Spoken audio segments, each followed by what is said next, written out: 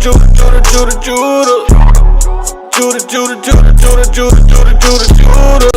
never leave Judah. Scepter would never leave Judah. The scepter would never leave Judah. I'm Judah. Christ sprang out of Judah. King David was Judah. King Asa was Judah. Don't crowd me up, who gon' rouse me up? Alistair Crowley, your time is up. It's a big mess, I gotta clean it up. Esau, the end of my kingdom's up. On the eagle's neck, I'll press. I woke up from my rest. I woke up from my arrest. My rulership is up next. No vex. Judah, Judah, Judah, Judah, Judah, Judah, Judah, Judah. Judah, Judah, Judah, Judah. Shalom, Israel. Shalom. Shalom, and welcome to another class here with ISBHPK, Houston, Texas, zip code 77071. The school address is 8524 South Brazier Boulevard. The class times and days is Mondays and Wednesdays from 7 to 9 p.m., Fridays from 6 to 8 p.m., and Saturday from 10 a.m. to about 2 p.m., sometimes longer. And then we also invite you to check out our other school in Norfolk, Virginia. The address out there is 2610 Granby Street, zip code 23517. Their class times and days is Tuesdays and Thursdays and Fridays from 7 to 9 p.m. Eastern Time. Saturday from 10 a.m. to about 2 p.m. as well. And then you got San Antonio. You got the school out there in San Antonio as well. Their address is 4444 Walsham Road, Suite 201, San Antonio, Texas, zip code 78218. Their class times and days is Mondays, Wednesdays, and Fridays from 7:30 to about 10:30 p.m. and Saturday from 10 a.m. to about 2 p.m. as well. Also, we ask that you like, share, and subscribe to those 3 YouTube channels. You'll be able to get class pretty much every day except for Sunday, so you can fill your whole week with class, man. Definitely fill your whole week with class. Also, what's up? Kids class Sunday. Oh yeah, kids class Sunday. We do kids class on Sundays here in Houston, so you can get class every day if you would like. So, which is very good. Also, you can check out our different areas of streaming, man. You can check out the 5 Minutes of Wisdom, the Israelite Media Corp, the Hidden Truth Bible Show. Those channels all bring something different to the table. And also, you can check out Mashaba's Blog Talk Radio, and that's on Tuesdays and Thursdays. Starts at about 10 a.m. in the morning. And he has many classes, man, archived on there with lots of different teachers that'll hop on there as well. So, you can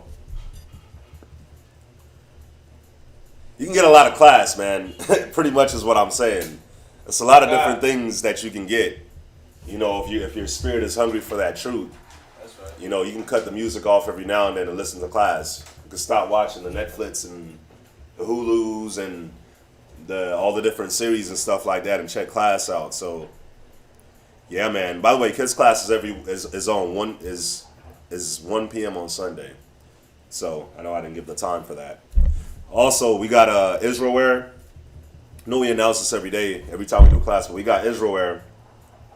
And Israelware will be back to accepting orders on May 1st, which already happened. So Israelware is already back accepting orders if anybody would like to place an order.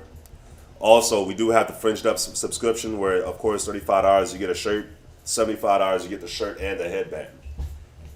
So I'm a part of that. A lot of brothers in here is a part of that.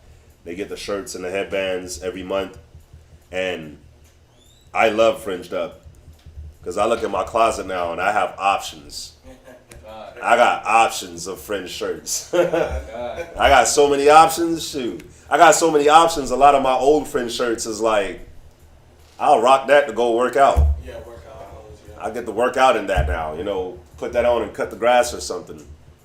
But, didn't used to be like that before. But the Fringed Up game is on a whole nother level now where if I leave the house, I got something fringed on. So Fringed Up allowed us to be able to do that, man. So if you haven't signed up for Fringed Up, I don't know what you're doing. I really don't know what you're doing, man. Definitely sign up for it. Get you a nice friend shirt, you know. So also we got the Hebrew Academy. We got the Hebrew Academy for brothers that'll like to grow and become priests. So if you're in the Houston area or you like to take part in the Hebrew Academy is every Tuesday. And in Virginia, they do it every Wednesday. Listen, every brother that you see that's teaching, that's taking part in street speaking, that spoke at a street speak, they all went through the Hebrew Academy. You know, that's where we first sharpened our skills. So Hebrew Academy, very important. If you're in the area, you like to progress, you like to be more than just a professional student, then you know, Hebrew Academy is definitely here. Also, if you'd like to contact any of the priests, we got Priest Kazaki, his number 757-300-4047. Got Priest Kwatazap, his number is 303-557-8979. We ask that you text only during class. Of course, y'all know Kwatazap is out here for a couple more days before he goes to New York. Kazaki is in Virginia. Zion is out there in New York.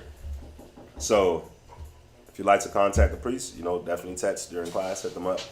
We also ask that you support the business. The business is sweetambiance.com. Hop on Sweet Ambiance, get you some soaps, bath bombs, lotions, fragrances, whatever it is that you may want. And then also, if you'd like to send in any donations, man, of course, you know the Wells Fargo account number is on the screen. If you'd like to help out with the bills, help out with the rent, help out with us getting a new building. Also, if you'd like to send in anything, man, send in Bibles, apocryphas, pens, papers, highlighters. Big shout out to the sister Dorothy. She sent in a whole bunch of Bibles and apocryphas and highlighters and stuff, man. So big shout out to Dorothy, Sister Dorothy Branch. Y'all see her online all the time. So yeah, so that's it. That's it for the announcement. So we're gonna be going into a class. Of course, we did have class here on Saturday. We didn't have class here in Houston on Saturday. We just went online, and we touched on a very good topic on the Saturday that, you know, brothers and sisters gotta pay attention to, especially coming up. Like, I'm not gonna put the brother on blast, but we had a brother that just took the test. Literally, just finished the test like a couple minutes ago. Brother just finished the test, right? God. So, with that being said, this right here is a very big key thing that we gotta, and I should have worn my tunic, we would have been matching. Yeah, this right here is a very big thing that we're gonna be going over. You know, especially concerning brothers and sisters that's coming up in the truth, right? And growing and maturing. And that's the key word. It's maturing, right? So we're gonna, like I said, we touched on it on Saturday, but we weren't online, so we're gonna touch on it a little bit more today. And why it's very important to weed this out of us. Go to 1 Corinthians chapter 13 and verse 11. Read. Why you always wearing the same garment as me? I should have worn the tunic, man. It's Something told me to wear the tunic too. I was hot though. Yeah, I was about to wear the tunic as well. I was hot. That's why I didn't bring the tunic. Here he is.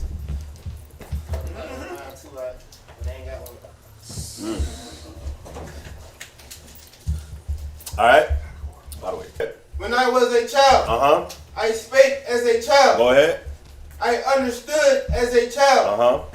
I thought as a child. Con. So, with that being said, who in here is trying to be a general one day? Look, every brother that's in class rose their hand.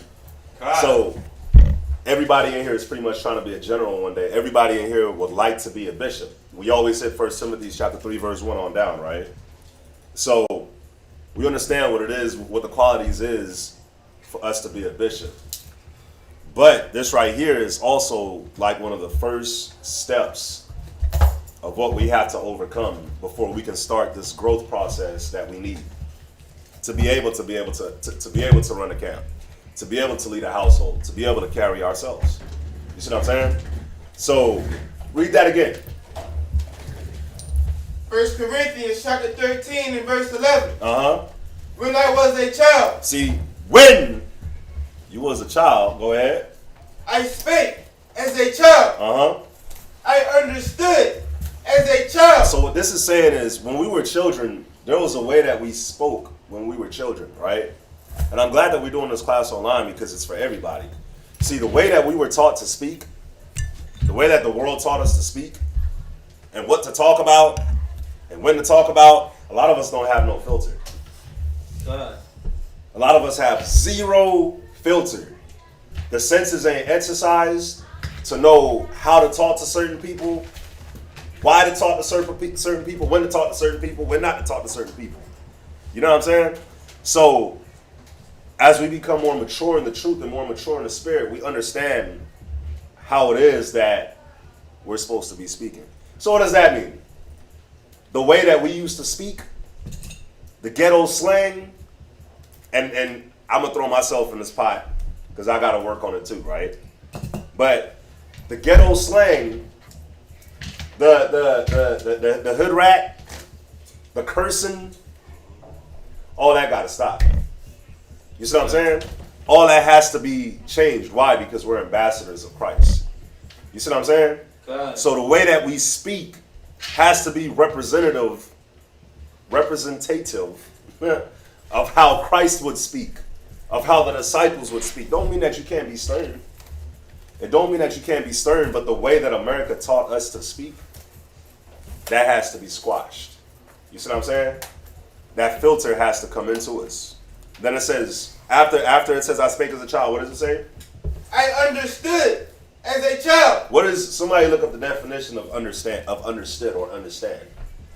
Because a lot of times we just read over this part. And what does somebody know, who can tell me off the top of their mind what understand means? What's up? To comprehend. Mm-hmm. Just comprehend. Yeah. It's a synonym. It's all good. But nah, it look like you got something. What you got?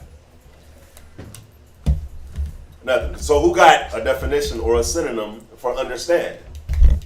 What's up? Understand. Uh-huh. To have just and adequate ideas Uh-huh. of. To know. Uh-huh. So it says to know, to have just and adequate ideas. McGunn? Understand. Perceive the intended meaning of. Uh-huh. Interpret or view something in a particular way. You see that? So can I ask a question? Why is it even important? Why is this scripture even important? Like it says, when I was a child, I spake as a child. Mm-hmm. Right? I understood as a child. What was it? And then according to that definition, what is it letting us know? That, when you come in this truth, you gotta let go of your pride and realize and come to the reality that you don't know nothing. Yeah. Hebrews 5, right? Hebrews 5 and 11 and 12. Yeah. But I want y'all to really think about it. Think about it. Paul was writing this. Who was he writing this to? Right. He was writing to the people of Corinth, right? Correct. So what was he reminding them? Now we went through the definition of to understand, to know. What else? What else did you have, McGunn? There's something very important in there. To know, to understand, to know, to what? To perceive the intended meaning of. Pause right there.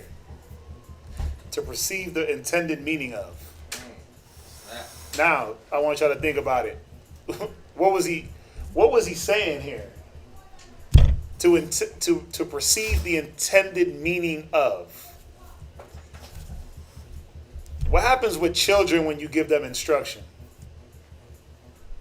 They follow, but they internalize things as children, right? So you tell a child, like perfect example. I'll tell Noah, I say go, and it's funny how it happened today. I say go clean your room.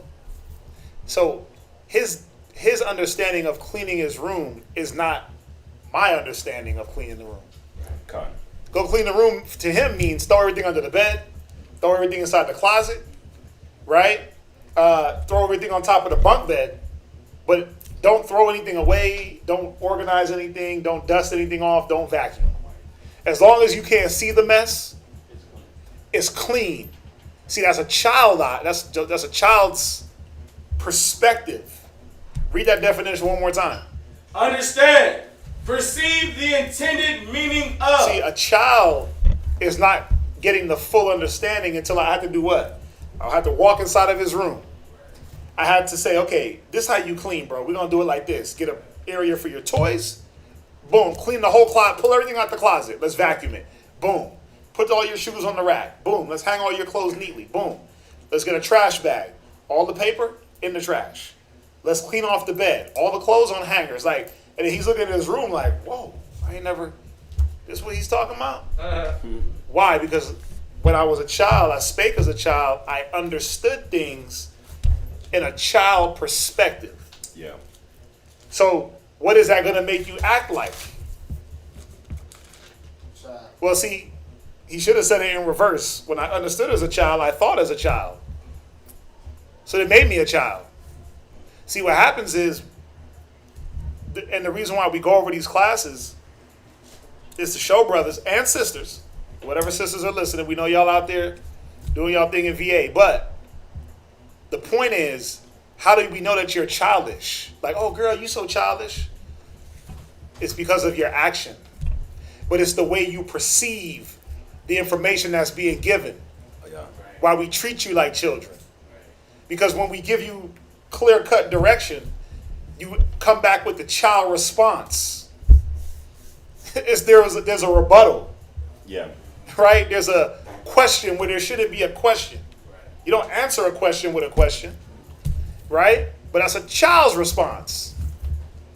So the reason why Paul had to remind the people of Corinth that when he was a child, he spake as a child, he understood as a child, because isn't that when a child is supposed to do those things?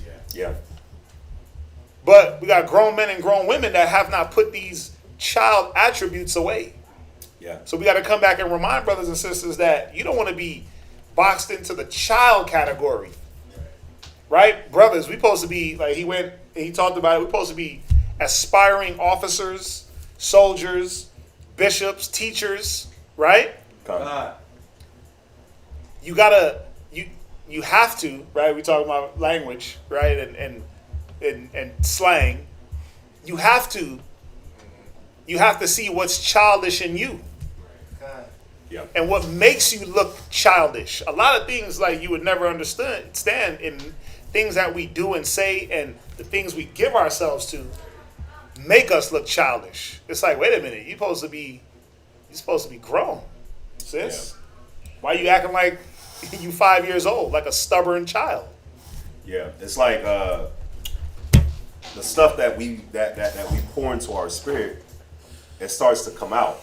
Mm-hmm. And then when it comes out, you can see it's like perfect example, right? Why do they gear so much things towards the children here in America right now? Because when you're a child, you're what? Impressionable, right?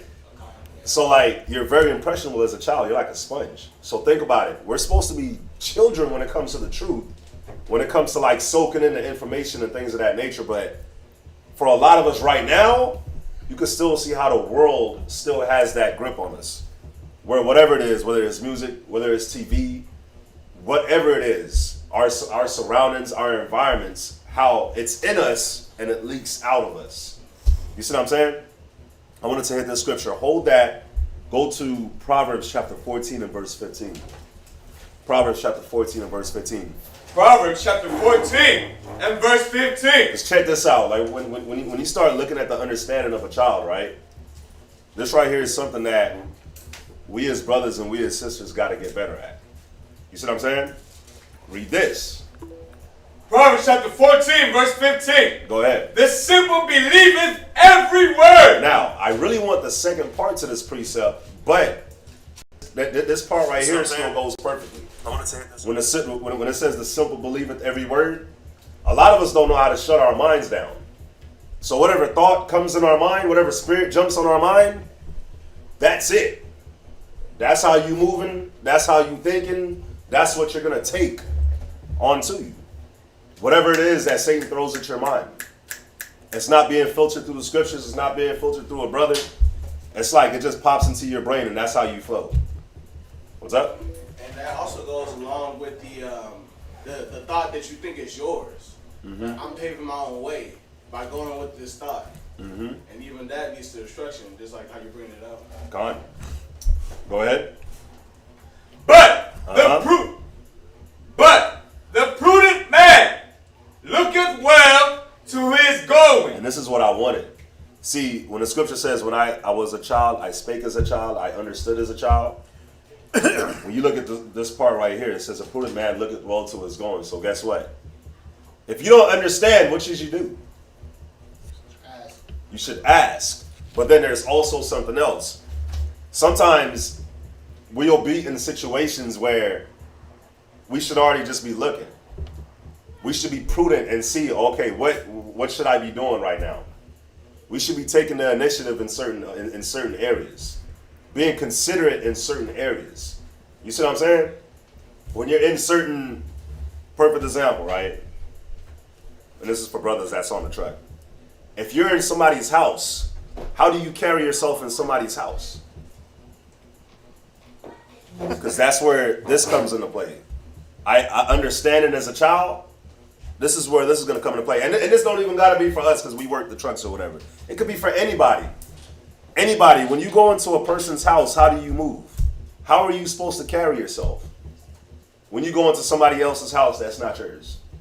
Do you act like it's your house? Do you disrespect their house? Do you walk on their carpets with your shoes on? If you don't have to. We all understand for us it's different. You know what I'm saying? Like, are you loud? Are you cursing? How are you moving around in this person's house? You see what I'm saying? You should be trying to move around with discretion and discernment and wisdom, and not trying to offend, not trying to disrespect. It's things like that. Moving with caution. Like, That's where I'm going to go. yeah, it don't matter whose house you go to. You're supposed to move with respect. Yeah. Children, you know what children do? Children goes to anybody's house randomly and just starts jumping on their couch. That's what children will do. They'll come to your house and jump on your brand new couch. like you didn't just get it. And then they'll jump on your old couch like you didn't have it forever. You know why? Because they don't have no discretion of what they're doing. They don't care about new or old. They don't care that it's not theirs. They just care that it's a couch and ain't nobody gonna stop me. Yeah. Yep. You see that? Children will come and put their feet all over your walls, rub their hands on your walls, right? Okay. You expect that from children, though. That's how you know they're children. When they come and they eat, and then they just wipe it on the wall, like like you're like, oh, okay, yeah, well, can't really go too crazy on you because that's what children do, right? Okay. But how does that things like that get grown up out of a child? How did they put those things away is the question. Yeah. Mm-hmm. Go to Proverbs chapter 2, verse 11. Mm-hmm. Quoted it. Proverbs 2 and 11, one of my favorites. Proverbs chapter 2, verse 11. Because believe it or not, it separates a child from an adult. From somebody that's immature to somebody that is mature. It's not age. It's not your height. It's this right here. Go ahead. Discretion. What is it? Discretion. One more time. Discretion. Guess what, man? We weren't taught discretion as a people. We weren't taught discretion. So us now being adults, and somebody else give me Ecclesiastes chapter 11, verse 9. Us now being adults, what gets us into trouble, what causes all the issues and problems in our life, I'm not going to say all of it, but like 90 or 80% is discretion. Now, I know we're doing a lot, but somebody give me the definition for discretion. Discretion. Oh, man, already on it. Prudence. They know. It says what? Prudence. So guess what? If you're not prudent, then what does it show? A lack of discretion. There are certain arenas as brothers, and what's beautiful is we just got another brother that just took the test. especially us, you're aspiring to be an officer, a teacher, a leader, whatever it is. And not just the brothers, but the sisters as well. We're all aspiring to be leaders of our nation, not professional seat warmers and bench warmers and professional students. We're trying to be leaders and examples for our nation. God. So what is the definition for it again? Prudence. So prudence, you can't lead nothing if you're not prudent. If you're not prudent in every arena, if you're not prudent on yourself, controlling yourself, if you're not prudent controlling your family, your rib, if you're not prudent in the matters that the Most High is going to set before you, especially if it's small, then how can you lead? How can you be that example? What else is discretion? Or knowledge and prudence and discernment, which enables a person to judge critically. So guess what? It tells you that you're prudent in your knowledge of how you're able to judge how? Critically. So guess what? There's always like even right now, a brother or a sister's discretion will be shown. How? Are you in class asleep? Are you in class falling asleep? Do y'all see what I'm saying? Are you taking notes? Are you actually trying to put forth effort to get to where you're trying to get to? Y'all see what I'm saying? Very important. Is it if you're trying to become a brother on this podium to teach, if you're falling asleep there, what are you going to do here? You're going to fall asleep. You're going to be like, damn, this nigga's on camera asleep. And then you're going to be made a meme. You're going to be made a meme. And then other camps is going to be talking about you. Like, look, your general is falling asleep. You know what's crazy? I'm not going to bring that out. Or you just gonna be up here lackadaisical and not aware of what's going on and not in tune with the teacher. Because before you could be the teacher, you gotta you get up here and you sit with the teacher to see where is he at. Right? You go to the training ground. You're the understudy. You're the armor bearer.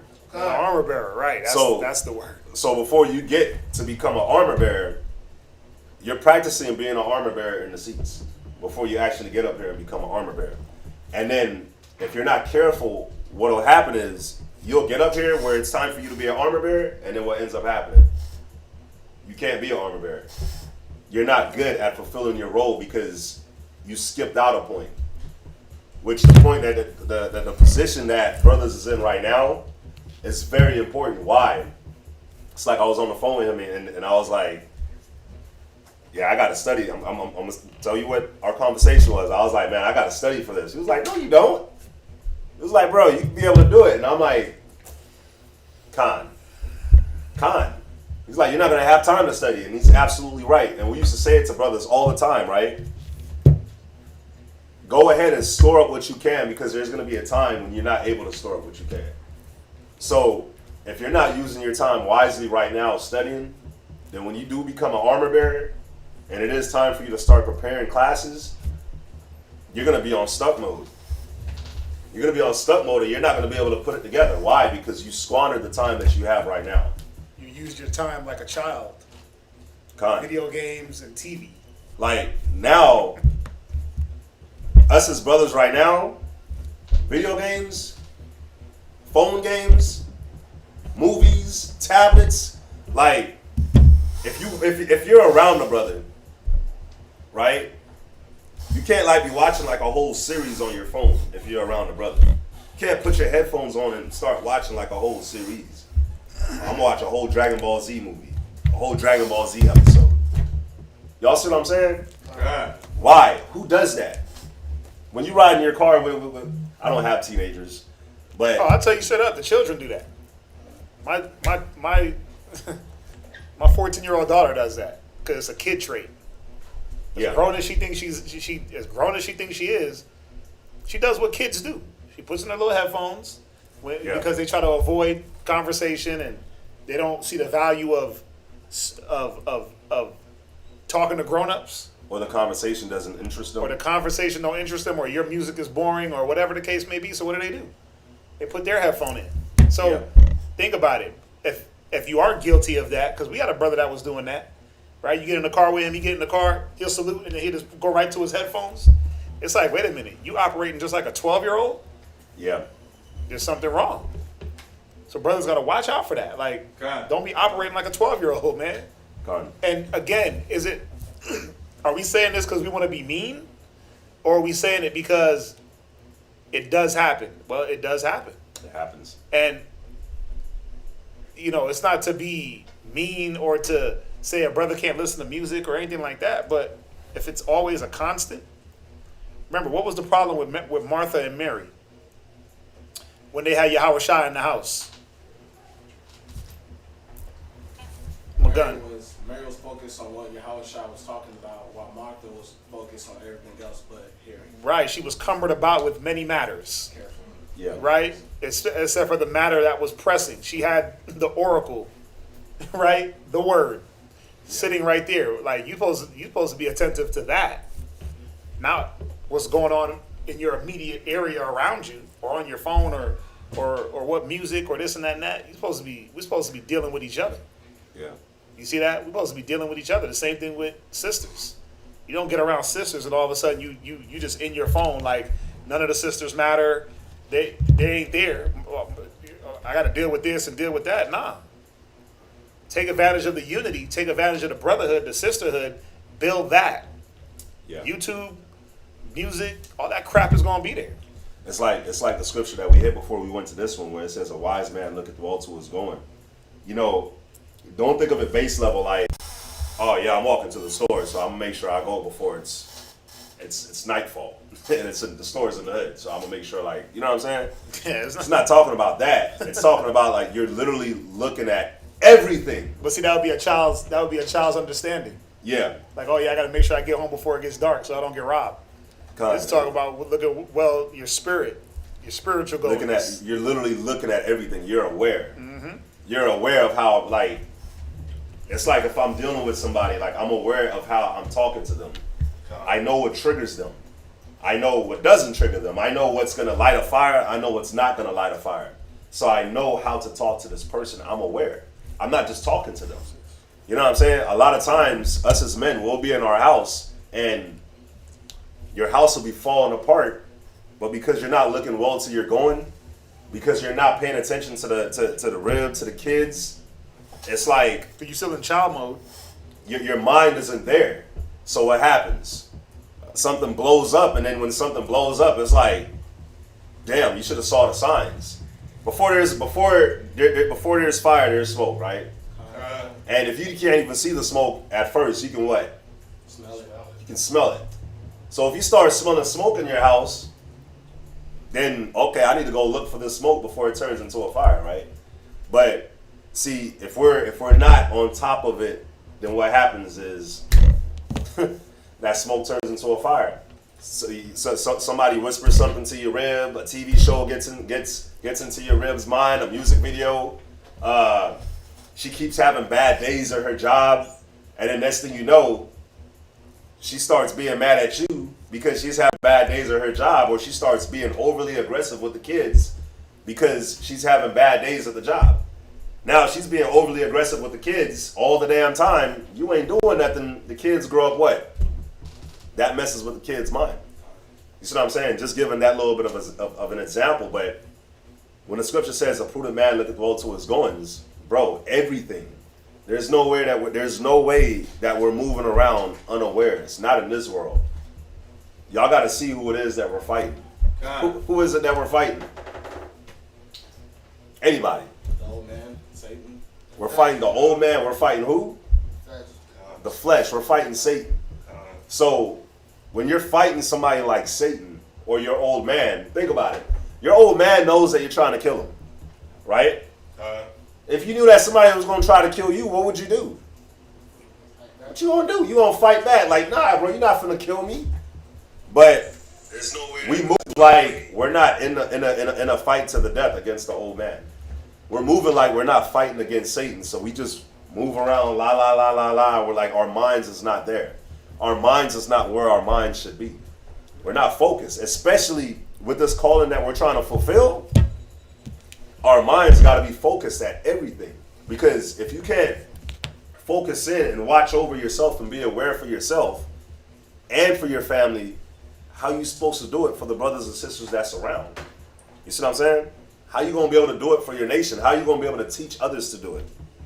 Like, do you really deserve a rib and kids? Yeah. You think the Most High should entrust you with those spirits if you can't take care of your own? Con. Godard Bernard said it. It's called chronological age. Chronological age means you have the body of a mature adult, but you have the mind of a 4-year-old. Childish means acting like a child, immature, silly. Right. Yeah. Yeah. It's like Benjamin Button syndrome, but the other way around. You got the young body. You got the old body and the young mind. Con. So I know we went to a lot here, but go back to 1 Corinthians chapter 13, verse 11. Cut. Go ahead. 1 Corinthians chapter 13 and verse 11. Go ahead. When I was a child, I spake as a child. Uh-huh. I understood as a child. Uh-huh. I thought as a child. See that? We think as children. We think as children, man. So, you know what's cool is, just think about it, man. We're men. And with us being men, we're supposed to be natural leaders. So, for the most part, all of us in here have ribs, right? And with us having ribs, that means that the Most High entrusted you with, he entrusted you with that spirit. We have Israelite women. Most High didn't entrust you with a nation. He entrusted you with an Israelite woman, with a princess. What does that mean? Anybody here got a daughter? We got four brothers that got daughters. Everybody else got sons. Oh, we got 5. My bad, Yashkar. So, obviously, everybody here loves their daughters, right? Speaking for the men. Mm-hmm.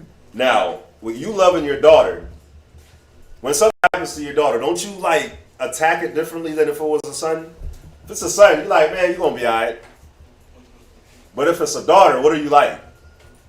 You're like, man, come here. It's all good. You show the daughter a little bit more love, right? Mm-hmm. A little bit of tenderness, I should say. Because just because you tell your son to get up and you like stop crying, that's still love. It's just not that tender love. The daughters need the tender love, right? So think about us men. Think about us men, how we feel about our daughters. How do you think the Most High feels about his daughters of Zion? The same way.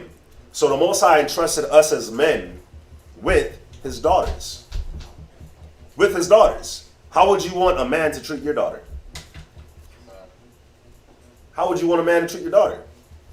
So now with that being said, and we looking at us as brothers having ribs, what is it showing you when it says, I spake as a child, I understood as a child, I thought as a child when it comes to women? What is it showing you? You got to be a mature, grown-ass man when you're dealing with a woman. Right. A mature, grown-ass man, especially an Israelite woman, a woman from the 12 tribes, a black, Latino, and Native American woman that can't wait. She can't wait to go back to the I'm going to roll my R's real quick, the negrita in the streets. She can't wait to go back to being a thug. She can't wait to go back to being what it is on Love and Hip Hop. She can't wait to fight you, argue with you. What is that showing you when it says, I understood as a child, I thought as a child, I spake as a child? When it comes to women, when it comes to you having a woman, you can't be childish with her. You can't show your woman any weakness. Period. Y'all see what I'm saying? Why? Because then it's like when you read in Ecclesiasticus, it tells you if you have a child, give not that child liberty, right? It says that you got to break the horse. So us as men, what do we have to do? We have to do that with our woman. You see what I'm saying? Yes. And then also, when you look at it too, if you don't have a woman, then what are you preparing yourself for? For the youngsters in the class. What are you preparing yourself for? You're preparing yourself to be able to have a woman and nurture her. So what does that mean? You have to be on top of your spirit as well. So what does that mean? You got to be clean. Because you're not going to be able to tell your rib to be clean if you're not clean. You see what I'm saying? You're not going to be able to let her be on top of her duties if you're not on top of your duties as a man. You see that? You're not going to be able to tell her to go to scriptures if you don't go to scriptures. How can you tell your rib, get this scripture when you don't study? How can you tell her? How can you want her to lock into the truth and lock into the spirit if you give bare minimum? If you're not like trying to give your all. You see that? So finish this up and let's move on. Come. But when I became a man, I put away childish things. Come, man. So when we became a man, it's not talking about you put away your toys. I'm done playing with my toy truck. It tells you what you put away. You put away the way you spake. You put away the way you understood things. And you put away the way that you thought. You see that? Go to 1 Corinthians 14 and 20. Come. 1 Corinthians chapter 14 and verse 20. Go ahead. Brethren, be not children in understanding. You see that? Read that again. Brethren, be not children in understanding. So understand what it is that you're taking part of, man. Understand what it is that we're doing. If we're all working together, nobody needs to be sitting down. Nobody needs to be sitting around. We're all working together, right? If we're out passing out flyers, is that a time for you to be on your phone? No. Why? Why is it not a time for you to be on your phone if we're passing out flyers for the brethren? It's not a good look. It's not a good look. You represent the Most High, but you're showing some worldly. It's a worldly attribute. It shows a lack of engagement in what's being what you're undertaking. It's just like isn't that what children do when they get bored? I'm bored. So what do they run to? An electronic device to appease their little boredom, because we get it. Children are not supposed to have a mind that is engaged. A lot of children are not going to have a mind that's engaged for a long period of time in something that's going to be spiritually beneficial for them. Children want to engage in youthful lusts. And, this isn't fun. Right? I remember when I first started homeschooling my son. He'd instantly start falling asleep. Like, this is so boring. But on the same tablet that I'm homeschooling him on, if I said, hey, go play Fortnite, oh my God, 8, 9, 10, 12 hours on the same tablet. But as soon as it's like, hey, read this, oh, my eyes are so tired. I'm so bored. I'm so tired, Dad. I'm hungry. I'm sleepy. It's like, bruh, but you could play Fortnite for 12 hours on the same tablet. Yeah. So here we go again. We're showing or bringing out child attributes that brothers, old men are displaying. Yeah. Because why? You can't control your boredom. You shouldn't be bored teaching the word of the Most High. Oh, I'm bored. I mean, come on. You know how many times I went through this same scripture? I should be bored. Right? How many times I went through 1 Corinthians? What is that? 13 and 11? 14 and 20. Oh, we're in 14 and 20 now? 14 and 20 now. Yeah, but you know how many times I went through these scriptures? And not once am I like, that's boring. I don't want to go through that. We have to understand what it is we're undertaking. Yeah. And you ain't got room for bored. Go ahead. Read 14 and 20 from the top. Come, brethren, be not children in understanding. You know it's crazy, man, when you look at our people in the world. When you look at our people in the world and you look at the men, right? What is the goal of a Black, Hispanic, and Native American man in the world? Like, what's the like? When he gets money, what's the first thing that he does? A nation, not a nation. Anybody from an Israelite, 12 tribes. It doesn't matter. What's the first thing that this man does when he gets money? Got some clothes. Not clothes. When he gets a lot of money, I should say. Give him like 5 G's. What is he gonna do with that 5 G's? Ramiro. He's gonna try to flip it, or he's gonna try to take it to baller and stuff, and go out there and try to flip that money. He's gonna flip the money, or he's gonna do what? He's gonna feel that he's a baller and he's gonna try to flip that money in a negative way. And get a what? In a negative way.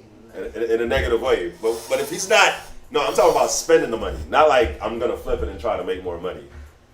What does he buy? What does he spend his money on? Give him 5 G's.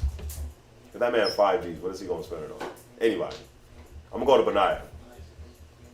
Like new shoes, just wants to look cool, or a new phone. Nah, y'all are definitely not thinking about men in the streets. Like the club. It's the club. Let me see. A It's nigga the in club, but it's a nigga something in the else. streets is about to go buy a damn Xbox and some video games. No, it's not that, bro. It's not that. 5 G's? That's like if you got like $300 or $500. Oh, If you said give- 5 G's? You give a Latino or a black man Oh, he's about or to a go Native American man 5 G's. What is he gonna do with 5 G's? He's gonna go blow it on jewelry. Like 5 pounds weed, Maybe jewelry, but no. What is he gonna buy? a car.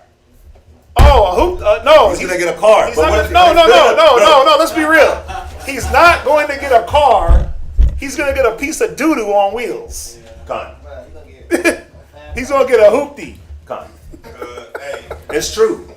It's true. Think about it. I'm sorry. And it's big. Listen, it's big in the South. He's gonna get a hoopty and It's then big in the South. And He's it's gonna get a very big in hoopty. Houston. Listen, he's gonna get a hoopty. He's gonna brush 2 pieces of paint. He's gonna put a system in there. He's His gonna house get some stereos. rims. He gonna get some rims. And then y'all missed it. That was it. Like, how come nobody got that? She said buy. They said buy a Bugatti. 5 G's. No, but you know what's funny? I was talking to my little brother.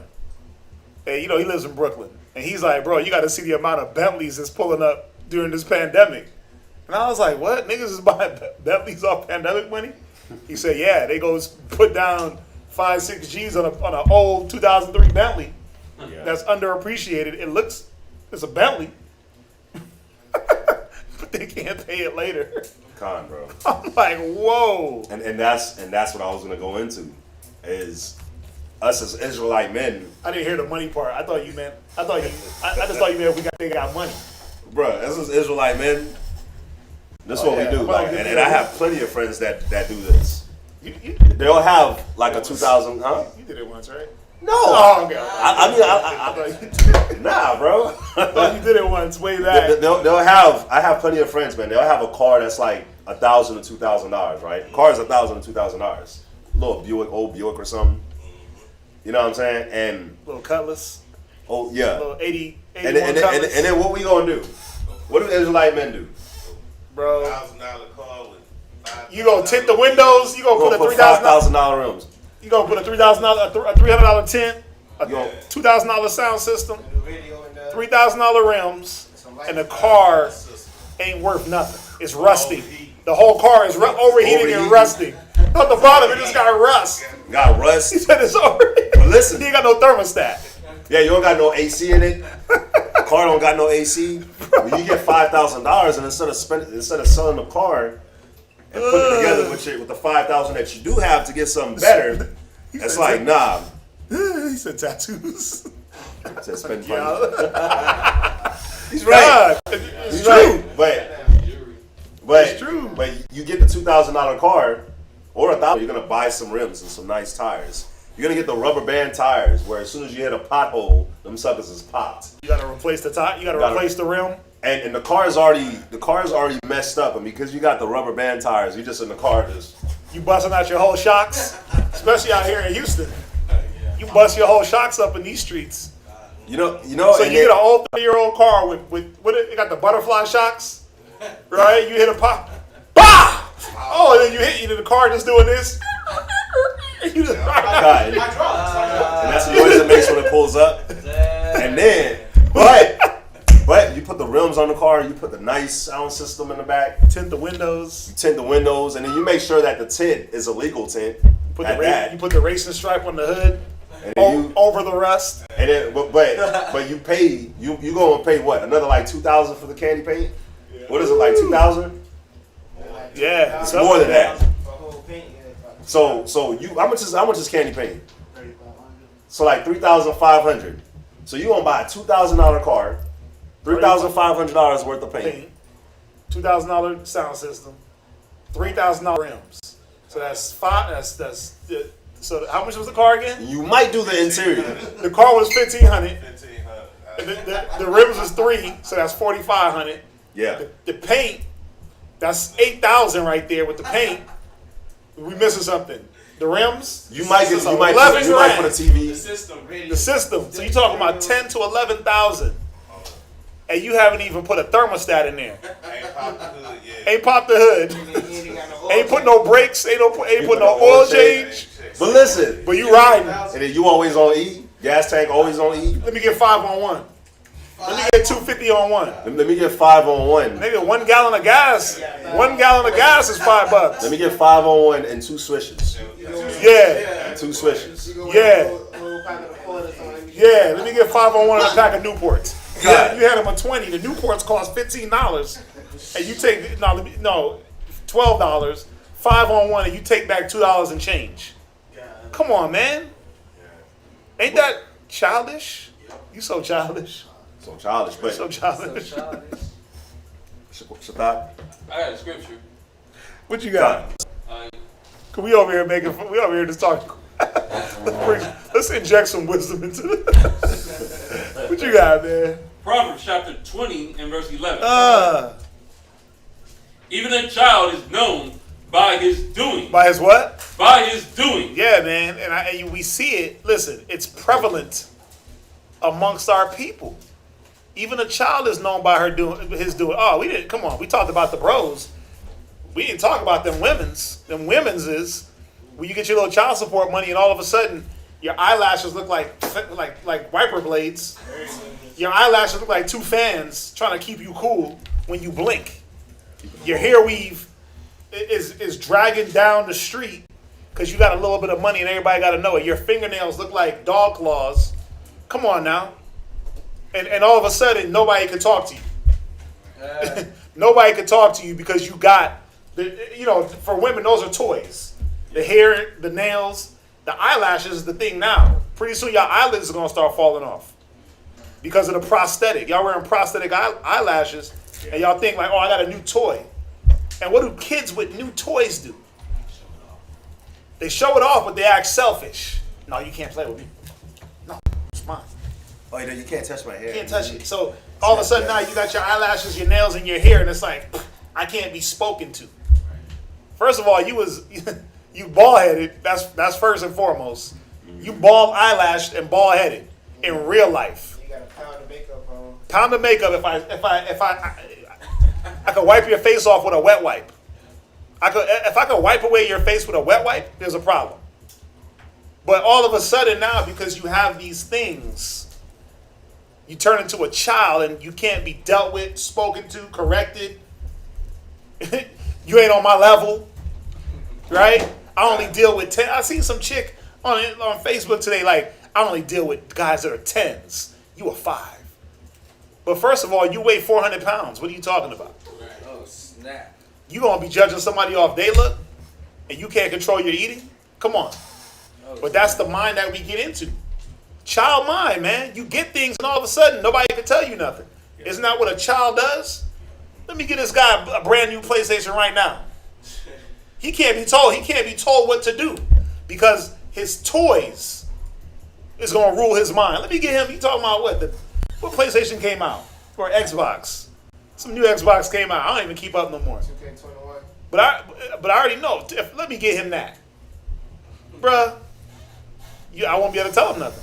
And you know that's another thing too with us like maturing in the spirit. Plastic. Jamaican thing. I don't. Well, it's like with us. I'm gonna go back to what we were talking about, right? When I was bringing up the cars and stuff like that. You know why a lot of times we don't get stuff from the Most High? It's because we'll literally be like children with it. Excuse me. Why don't we get money from the Most High? Because we'll be like children. We wouldn't know how to spend it. Most High looking in heaven like, why am I going to give you money? Cole. Why would I give you money? You don't know how to. You don't know how to handle money. You want to consume it on your lust. You're going to buy something that's totally unnecessary. You see what I'm saying? You're going to buy something childish. You're going to spend your money in a very childish way. Use it on childish type things. You see what I'm saying? Bro, I saw this one video of this chick. It was like a guy millionaire Judite, and he had another guy with him, and he was like sitting on a round table with nothing but chicks, so-called bad chicks or whatever, right? Yeah. And the chick was like, the argument was this. She was like, she was like a bad B word, a bad witch. What she brings to the table for a man is that she motivates him. So the guy was like, to do what? She was like, oh, I just motivate. I don't have to do nothing. He was like, wait, so you're telling me that you don't have to cook, you don't have to clean, you don't have to go out and work, you don't have to bring money in. Your job is to literally just sit here and look good and motivate me by your looks. That was literally her thought process. That's what she was gonna do. But you'll have sisters in the truth that think the same way. Ugh. I don't have to do Not in the truth. No. I don't have to do nothing. I don't have to get off my butt. Let's give him a little bit more credit. Nah, you might be right. I don't have to do nothing. You might be right. My job is to just sit here, take care of kids, and hit the gym. As long as I let him bed me down, then we all good. Right? Come Ugh, come on that's, now. but that's the So childish. you part of the Handmaid's Tale? Yeah. As long as you can put a few babies in you, that's it. We got to get past that mentality. That's childish women. Like, yeah, I'm gonna just let him knock me up, and then I'm gonna get the child support, or I'm gonna have something to hang over him, Yeah. or something to use against him. You're supposed to be looking into the wisdom, looking into where do I come in and add my brick to this situation. And that's what the guy was saying. He was like, I got here without women. What are you talking about? You're not gonna go to school and get a degree. Like, I have money. You could use me to go to school and get a degree, and contribute. She was like, no, I'm just gonna motivate you. By you having me, I'm gonna motivate you. I'm like, Nah. bro, Dwayne Wade yesterday, he put that his job is not to lead his household. Ooh. That's what Dwayne Wade said. Ugh. He said his job is not to lead his household. His job is to, he said that Gabrielle Union leads the household, and his job is to support her and to help her. Children, That's what- children, women rule over you, and children are your oppressors. I mean, you could tell that he's childish. Read that Proverbs one more time.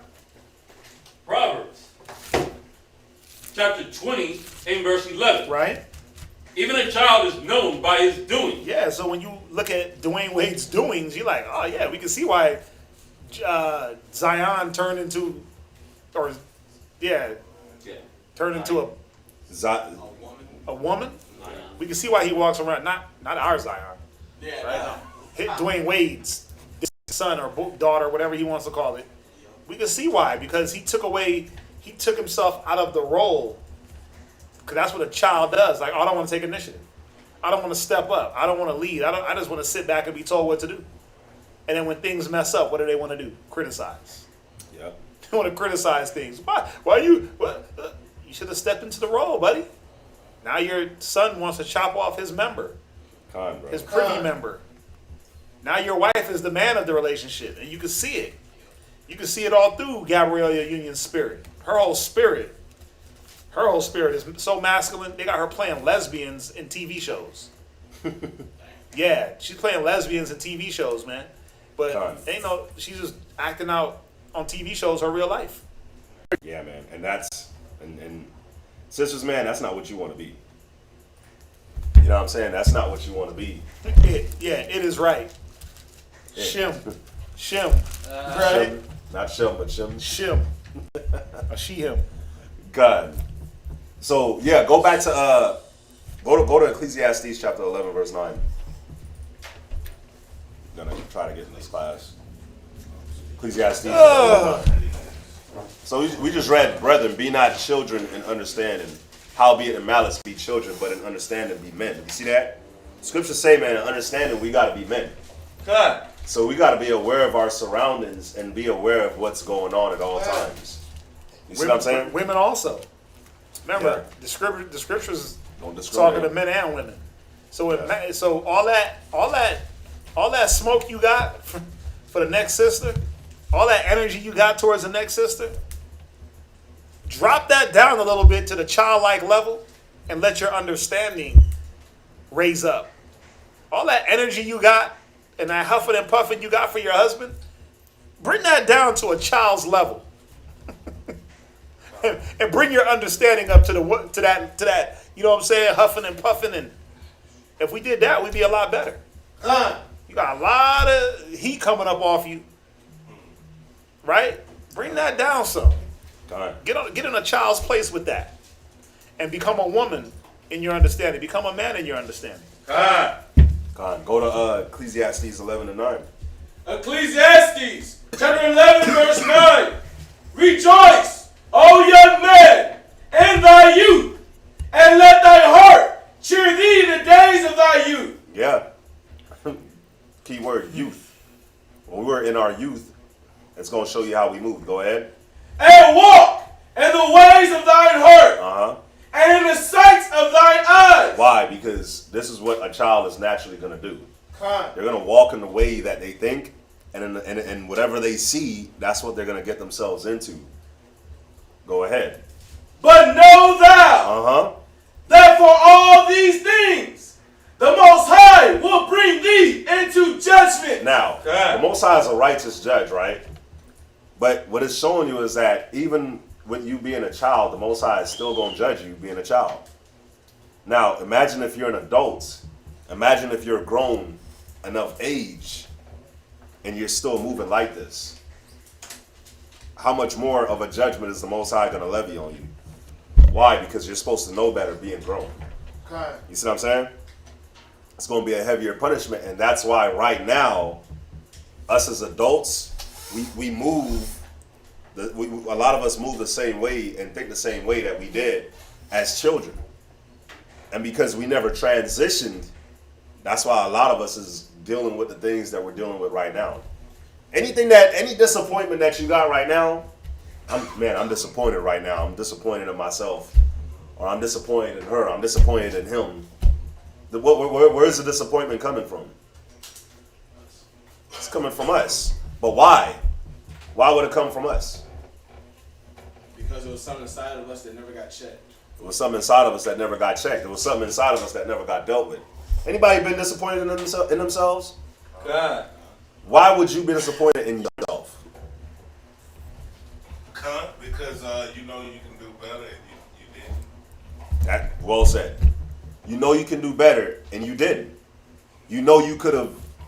We became woulda, coulda, shoulda ass niggas. That's what Kwame Brown called some cat. A woulda, coulda, shoulda ass nigga. Kwame Brown is putting cats in check. That's what he called all them cats on SportsCenter. Bro, Kwame Brown is saying things that I wish a lot of people would say. Bro. That cat's on point. I'm sorry, but he is. He's going so in. It's so raggedy, but you can't stop watching. Yeah, but you know what sucks? You know what sucks is even he's a child. He's going in, but he talks about his mama so much. So this should never talk about my mama's son. My mama's son. This is my mama's season. And he's talking about him. But it's, the way he's handling his situation is childish. Because he's basically just doing what they did to him. He's just doing it on a different angle. And it's childish, but it don't stop the fact that he's going in. He's going in. Cats know. He's going in. It's so bad. But yeah, we feel disappointed because we become woulda, coulda, shoulda ass niggas. What does that mean? Damn, I woulda did this. Damn, I could have did this. Damn, I should have did this. And because we didn't, how do we feel? Like crap. We feel like crap. We feel like we feel disappointed. But as men, and in walking prudent in our ways, we're supposed to be looking at, damn, if I don't do this, if I don't do that, then this is going to be the results. You see what I'm saying? So, again, this Ecclesiastes 11:9, it hits right now. Why? Because, yes, when we were children, we was going to do and have fun being children. The Most High was still going to judge us, but now as adults, we're still trying to move like children, and the Most High is going to levy a higher judgment on us. You see what I'm saying? Read verse 10. Verse 10. Uh-huh. Therefore, remove sorrow from thine heart, Uh-huh. and put away evil Uh-huh. from thy flesh. Uh-huh. For childhood and youth are vanities. You see that? So the way that we move is vanity, it's vain. It's not bringing nothing good. So I'm gonna have to skip a couple stuff. Go to Galatians chapter 4, verse 1. Go to Galatians chapter 4, verse 1. Yeah, bro, Kwame Brown, man, he put out Charlemagne the God. He drugged a 15-year-old little girl and laid with her. Charlemagne the God, bro. Oh yeah, he put it out on it. He's blasting everybody. I love it. Yeah, bro. I love it. He's putting all these little whack people that try to act like they something, put them on blast. You know, but again, the way he's going about it, it's childish. To go on the internet, right? To air all the business out. And all he's doing is he's doing what children do. Tit for tat, railing for railing, right? Everybody been blasting Kwame Brown for the last 20 years about how whack of a ball player he was. Right? And I mean, was it that he was just whack? Like he been bringing out. He was a young kid that didn't even know nothing. But he did what he did. He did what he had to do. He paid for his mama a house, a car at 18. He did what he said he was going to do for his mama and them. But all the pressure mounted up. He was criticized. Right? He been getting criticized, but now look. All he did was become what he hate. Ain't that what children do? And now it's like he's throwing a temper tantrum. Yeah, they call him crazy. He on the internet just looking bugged the hell out. So in some instances, I know he ain't bugged out. I know he's not. It's not mental. He's telling the truth. The things that he's saying. But again, it's the way. Remember, the first scripture we went to, discretion. He's not using discretion. So the same things that he is speaking against is what he's doing. So think about it. Ain't that what children do? Yeah. You know a child by their actions, man. Go ahead. Yeah. Go to Galatians 4 and 1.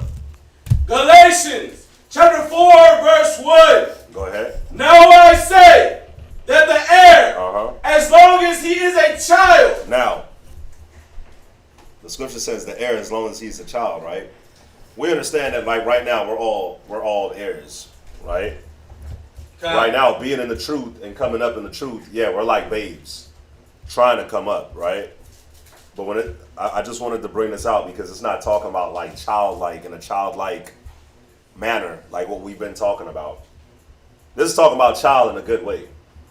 Like you're humble, you're meek. You know what I'm saying? You can be taught, you can be shown. Go ahead. Differeth nothing from a servant, Uh-huh. though he be Lord of all. Go ahead. But is under tutors and governors until the time appointed of the Father. So you being a child, you're going to be under tutors and governors until the Father says you're no longer under that, right? Now, I want y'all to keep the scripture in mind as we keep going. Because I'm going to show y'all what happens if you do transform from being an heir into being a ruler, but you never got rid of the childish mentality. And when I say ruler, I'm not just talking about a bishop or a general. I'm talking about you having a wife as well. Because you never got rid of the childish ways, the results of what happens now with the family. And the same thing with the wife. Now you have a husband because you never got rid of the childish ways. We see the results.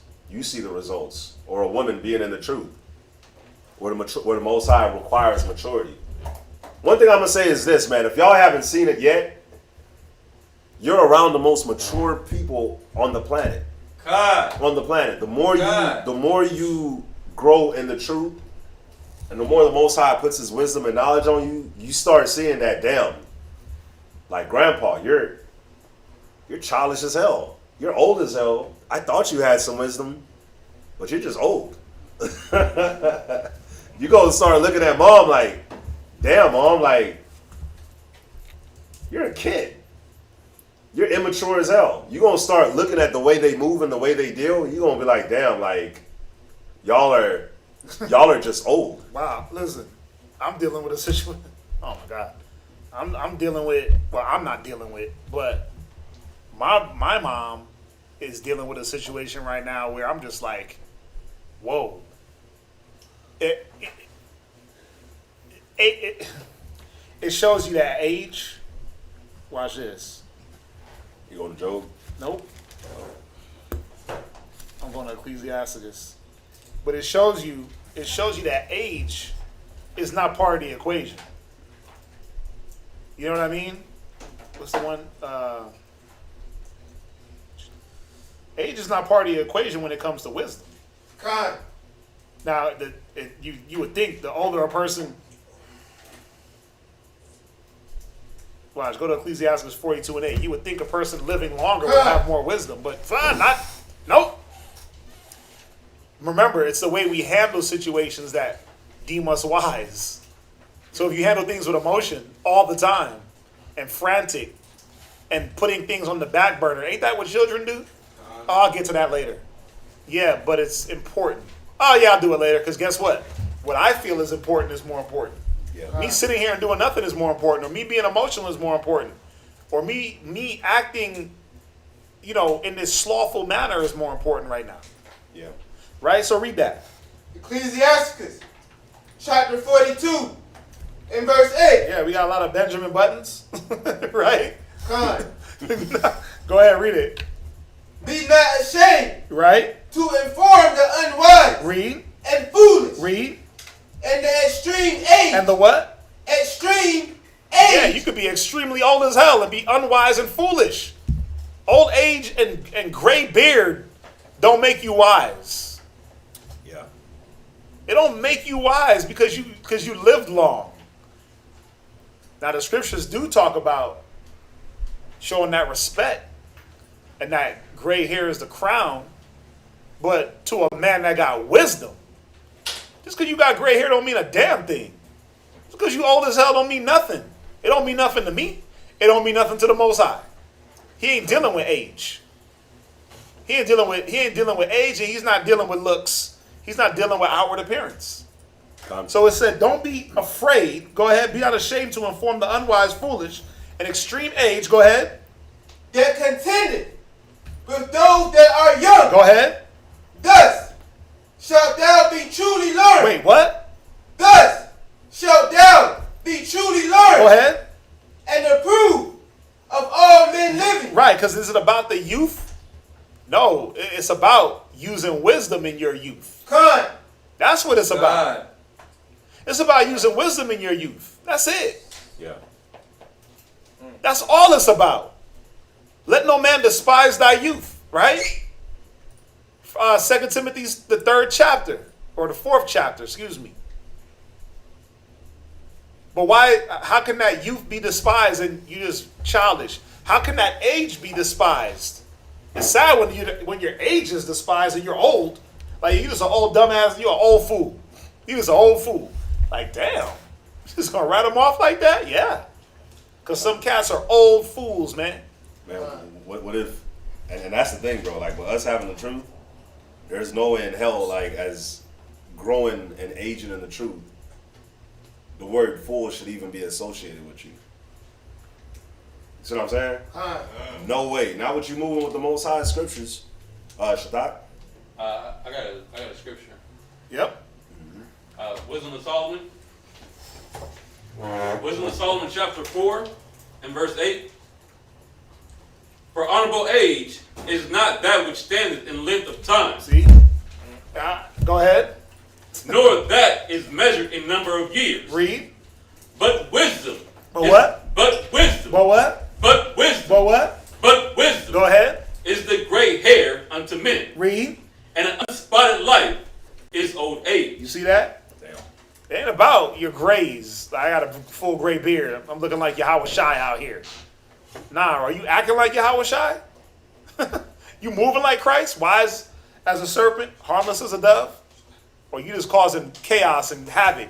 It's Wisdom of Solomon 4 and 8. You know what ends up happening is you get that age and you get the gray hair, and you become the wells without water. Ooh. Because you'll go to that well expecting water, but there's nothing there. Nothing there. No wisdom to draw from. You'll look at the cloud. You'll become like that cloud with no rain. You expect rain from the cloud, but there's no rain in the cloud. It's like, you know, it's like if I call my pops. It's like if I call my pops, I know I'm going to get a certain level of wisdom from my pops. Yeah. Pertaining to the things that he knows. So I hit him up like, hey, Pop, I'm trying to figure something out when it comes to building something. Yeah. Right? Or handling something that has to do with some type of construction. And I'll call Pops, and Pops is dope. Mm-hmm. Dude's a gangster. Like, dude, listen, he been building his whole life, man. My grandpa was a builder. My uncle, they all dope as hell. But if I say, hey, Pop, I need some advice, I ain't doing that. Because he going to give me some trash advice according to one of his bad experiences. That's how my Pops be moving. Yeah. He gives me bad advice according to his bad experiences. Or he'll act like he's the one that, it's something wrong with Benjamin for some reason, but he's a passive aggressive. He just blows things off and puts it to the side like it ain't there. Just deal with it. Don't attack anything head on. Don't deal with nothing head on. Right? Just move it to the side and act like it ain't there. Right? And just hope that it just keeps on passing by. Like, that's how my pops handles things. Yeah, I'll get to that. I'll get to that. I'll get to that. I'll get to that until it's too late. Damn, I should have got to that. And even then, it's like, oh well, I didn't get to that. But the sad part is, even in his craft, that's how he operates. Because when you're one way in one situation, yeah. I was talking to my daughter about this. If you slothful in the things that you're not really liking, like if you hate math, and you know you don't like math in regular school, and you're slothful at it, guess what? The things that you're talented in, like art, you're gonna be slothful in that. You're gonna fail art. Because that spirit is on you. The spirit is not gonna discriminate. The spirit ain't gonna be like, oh, because you love art and you're talented that you ain't gonna. Nah, you're gonna be lazy everywhere. Yeah. If you're passive and aggressive in everything, or in one thing, you're gonna do it in everything. So it shows in his work. It shows in his lack of organization. It shows in his just I'm not gonna say his lack of care, because when he does a job, perfecto. Like you can't find anything imperfect. The dude's a perfectionist when it comes to him putting his hands to the work. But ask him for a receipt on some stuff he bought. Ask him for an invoice on something he did last year. Invoice, what's that? You see what I'm saying? Like those type of things. Yeah, I'll get to, you need a secretary. Yeah, I know. Then something happened. Damn, I should have had a secretary. Or I should have had somebody organizing my paperwork. Because when the IRS start knocking, you got to be accountable for all that. Yeah. You see that? So just showing you, like, my pops is an aged man. He's down there 70. He lived a long life. Can't go to him for nothing. My mom is almost 70. I can't. Not for wisdom of my life. Not for no wisdom that's going to do anything for me. I go to them for, like, some historical facts. What happened on this day in 1993, right? Help you remember. Genealogy. Yeah, genealogy, but I can't get wisdom. Can't Get wisdom from them. They calling for me to help solve their problems. Yeah. Because it ain't about age. My not. pop's got all the gray hair in the world. His whole back, chest, face, arms, gray as hell. He look like Christ. Right? But he don't act like it. Okay. And you know, that's the thing too, when you look at this Galatians 4:1, it's like we're under tutors and governors to work out those things that need to be worked out of us and when those things are worked out, that's when the Most High, will bless you with whatever it is that you need to be blessed with, whenever he feels that you're ready. But this is the thing, man, like the positions that the Most High has us in as brothers and sisters, we're in these positions to learn, because you don't want to, like what Zot was bringing out, man, if you're slothful in one area, you're going to be slothful in everything. If you cut corners on one thing, you're going to cut corners on everything. You see what I'm saying? If there's a lack of diligence in one thing, there's going to be a lack of diligence in everything. That's like a person that doesn't believe in God.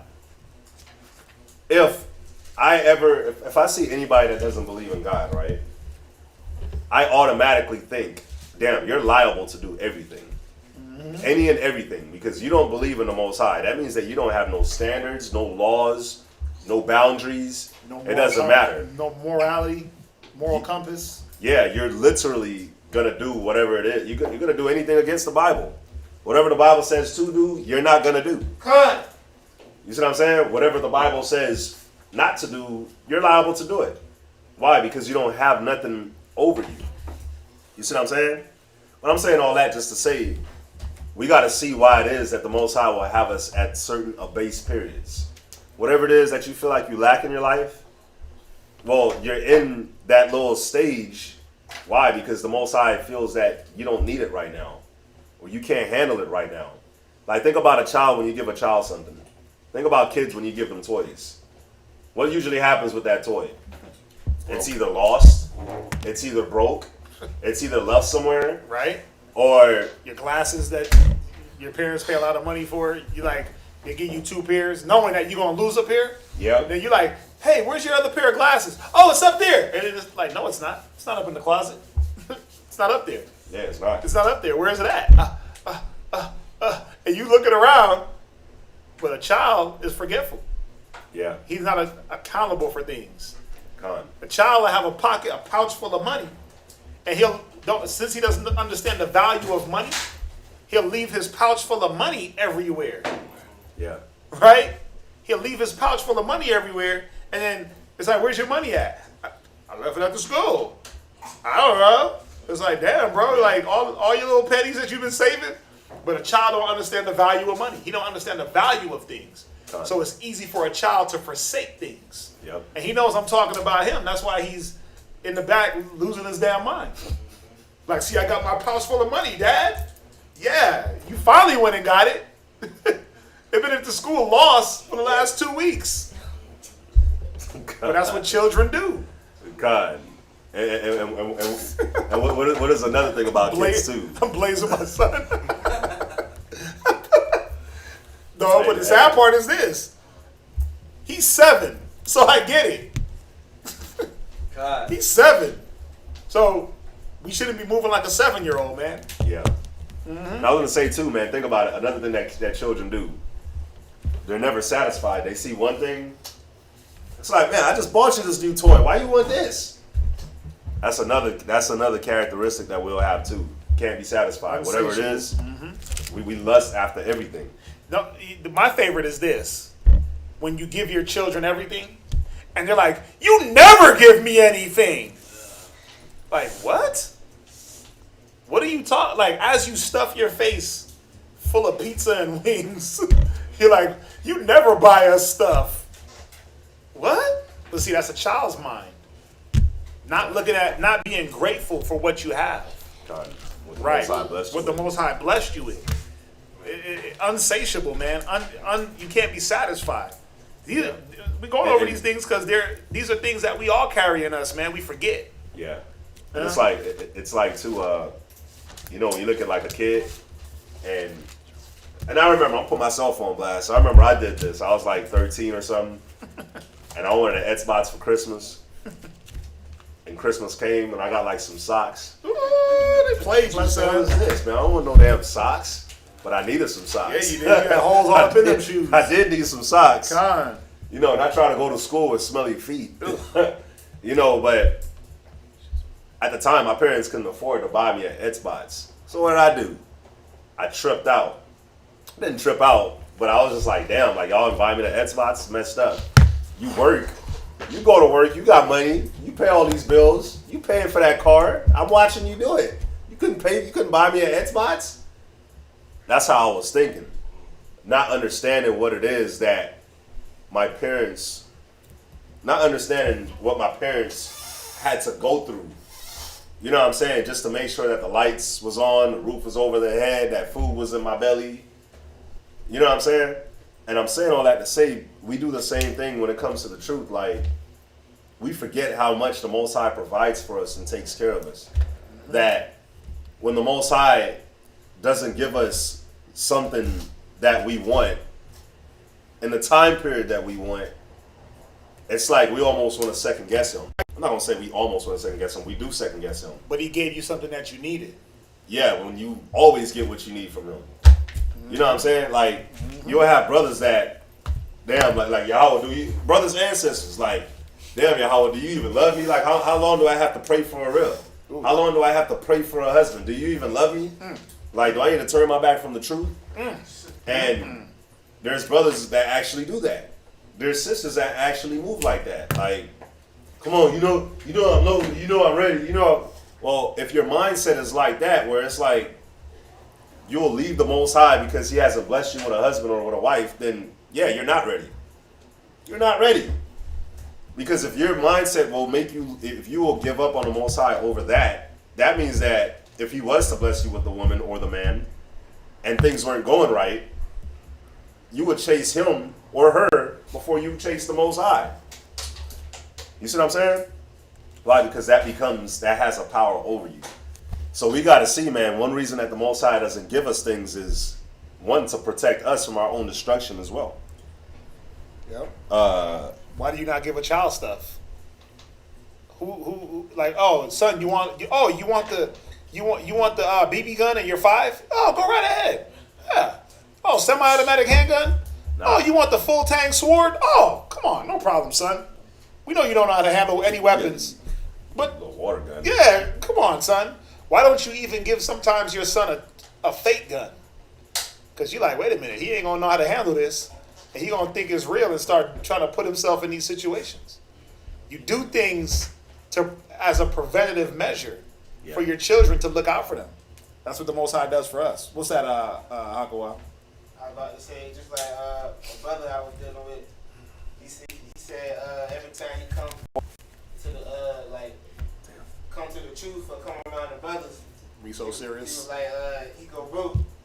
He was like, if the Most High love me, then how come when I come to the truth or be around the brothers, I always go broke? but just like the scripture says, it says, taste and see that the Lord is good. Some brothers don't want to wait and be patient enough to let the Most High work for them in situations so they can see that the Lord is good. They rather take stuff in their own hands when stuff ain't going right at the time or things going bad. Yeah, he's breaking them down to see where is his faith. You know, Ecclesiasticus too. Like he's trying to run from Ecclesiasticus the 2nd chapter. You know what? And again, that shows a childish mentality too, man. You know, one thing that we got to remember, especially when you're fresh into the truth, is Most High is going to bring you through abasement periods. There's going to be times when you abounding, times when you abasing, right?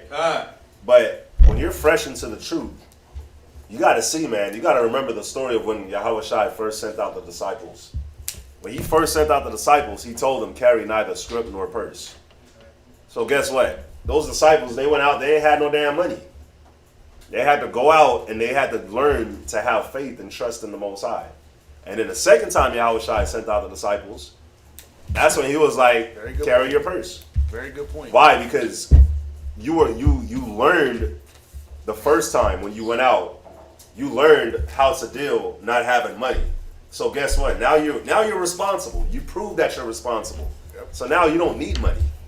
You don't need me to govern you with money. Like, I know you're gonna have it. So now here, let me give you the money. You're not gonna go out and do BS. You're not gonna go out and waste the money. You see what I'm saying? You gotta prove yourself.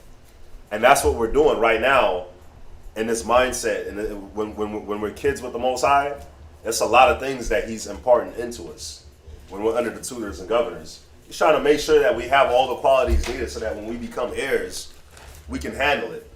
You see what I'm saying? So let's go to 1 Kings chapter 11, verse 28. I'm missing a lot of stuff. Bro, you're good. 1 Kings 11, 28. Yeah. You look worried. Don't worry. 1 Kings, hey, listen, this scripture right here, Baby. I'm going to show y'all something. I'm going to show y'all something with the scripture. It's very cold. This is something else. See, an adult is going to take the initiative. A child is going to see that stuff needs to get done and he's not going to do it, or she's not going to do it. But see, the adult takes the initiative and gets the things done. Adult is not going to wait for somebody to be like, hey, pass me this. The adult is going to... I'll give you a perfect instance. I got a house full of childranos. So, got a house full of little bambitos, right? Uh-huh. So it's like this. the little Manashah, the little baby, he's expected to just wreck the whole entire house. He don't know no better. He's walking around with animal cookies, tossing them. His bottle is over here. He's wrecking stuff because he's trying to walk now. So he's just grabbing this. It's expected. But see, what is not expected is when the bigger teens walk right past the mess and then step on his food that he ate. They're like step on it into the floor. Yeah. It's like, y'all don't see the cookie right there? Why would you step on that? Why would you step on that? Yeah. Why wouldn't you go get the broom and sweep the floor so it doesn't continue to make more of a mess? See, that's what we're talking about, where the initiative, see, don't take initiative and mix that up with being presumptuous. Yeah. Initiative is when you see something that's wanting, and it's like, oh, let me deal with that. It's like today, he did the same thing. Manashah's bottle is on the floor. And I watched him. He just walks over the bottle. I said, bro, you didn't see that? He said, no, I didn't see it. I was like, then why'd you walk over it purposely? Why'd you step over it purposely and just not pick it up? I didn't see it. No, you saw it because you purposely stepped over it. But that's a child. That's a child mind. I get it. I'm like, God, I got you. You're a kid. But see, when I see the bottle or the cookies or the crumbs, I'm getting the broom because I understand. My understanding is this: if you leave it there, the longer you leave it, the more it spreads, and then you get ants and bugs and mice and vermin. Yeah. Right? But see, children don't have that understanding. They don't have foresight. They lack foresight. Like, wait a minute, if I leave the cookies here, then all the ants from outside are going to want a meal inside the cool, nice house. Bro, that's the word I've been looking for all day. Foresight. Foresight. They lack foresight. What's going to be the result if I do this or don't do this? What is going to be the results of it? What is the implications? What's the results of me being lazy as hell and not being proactive and taking initiative where initiative needs to be taken? Like, Remember, don't get initiative mixed up with being presumptuous. Yeah. Being presumptuous is now you moving faster than you need to be moving. Taking initiative is seeing things that need to be handled within the construct of what you're able to do, and you do it. Yeah. You see that? Because you see, yeah. So I don't expect Noah to go cook a full course meal because he's hungry. Go turn the stove on and do all that. He's being presumptuous. But I expect him, if he sees the baby ball on the floor, to pick it up. See the difference? I expect him, if he's hungry, go in the fridge and make you a sandwich. I expect him to do that because he can. But I don't expect him to go crack the stove on and start cooking eggs, and he's being you're being a little bit too presumptuous, son. Hold on. But go ahead and make you a sandwich. Is he still eating? Is he still being proactive? But within what he can do. So I don't want to get those mixed up, because brothers are like, well, I do be proactive, but brother shut me down. Now you're being presumptuous and you get shut down.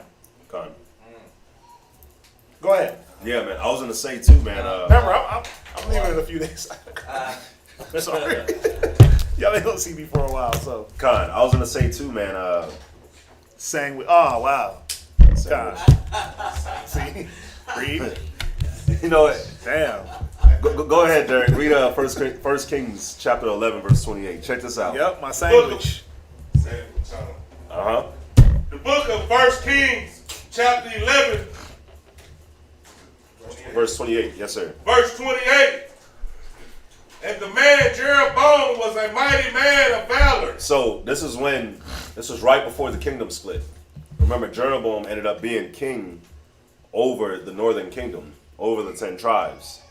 And Solomon and Solomon's son, Rehoboam, ended up being king over the southern kingdom, right? Mm-hmm. Now check this out. Read on. And Solomon, seeing the young man, that he was industrious. He was what? Industrious. So this young man, Jeroboam, he was industrious. And I'm not talking about like he was great at building houses. That just means that he took the initiative. He was proactive. He was always getting things done. Somebody look up industrious. And you know what's wild about this? When you read Proverbs 31, when you prepare for the coal, for meat, for bread, right? That's a woman being industrious. Yeah. So men, us, we got to be industrious in our office. Con. What's that definition? Industrious in the 1828. Diligent in business. Whoa. Yeah. So Jeroboam was diligent in business. No matter what the business is. And when you look here in the truth, here especially at our school, I always tell brothers, there's 5 zones that we're responsible for. You have the zone of the classroom zone. So if you want to be industrious in the classroom zone, what does that mean? You got to be diligent. You got to be everything that he's going to read in this definition. You got the classroom zone, you got the flyers zone, you got the street speak zone, you got the jobs that we do, and then you have your personal zone. That's how I broke it down. Yeah, when I was coming up. It's those 5 zones that you have to master. It's those 5 zones that we all should be looking at. Like, damn, how do I get better at this? How do I master this? You see what I'm saying? And How do I become more industrious in this office?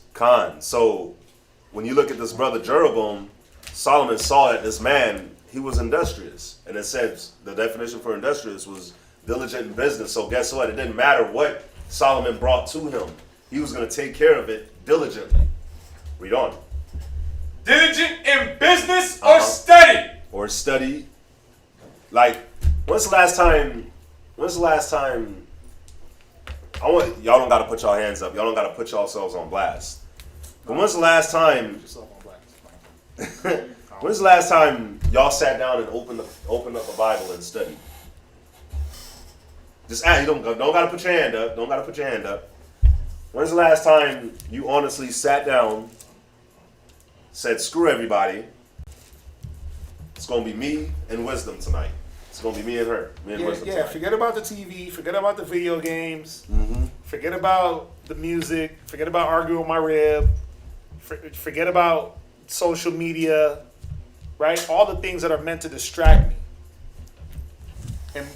And let me just submerge myself. Let me baptize. What's that? I've been so worried about that test, bro. But that's study though. That's part of study. But you know what's crazy is that same diligence that you have, that brothers take in trying to pass the soldier's test. It's the same diligence that you have to take studying the scriptures. After you get past the test, Yeah. you're supposed to translate that same mode of study. Like, every day I got to write the test. Every day I got to study it.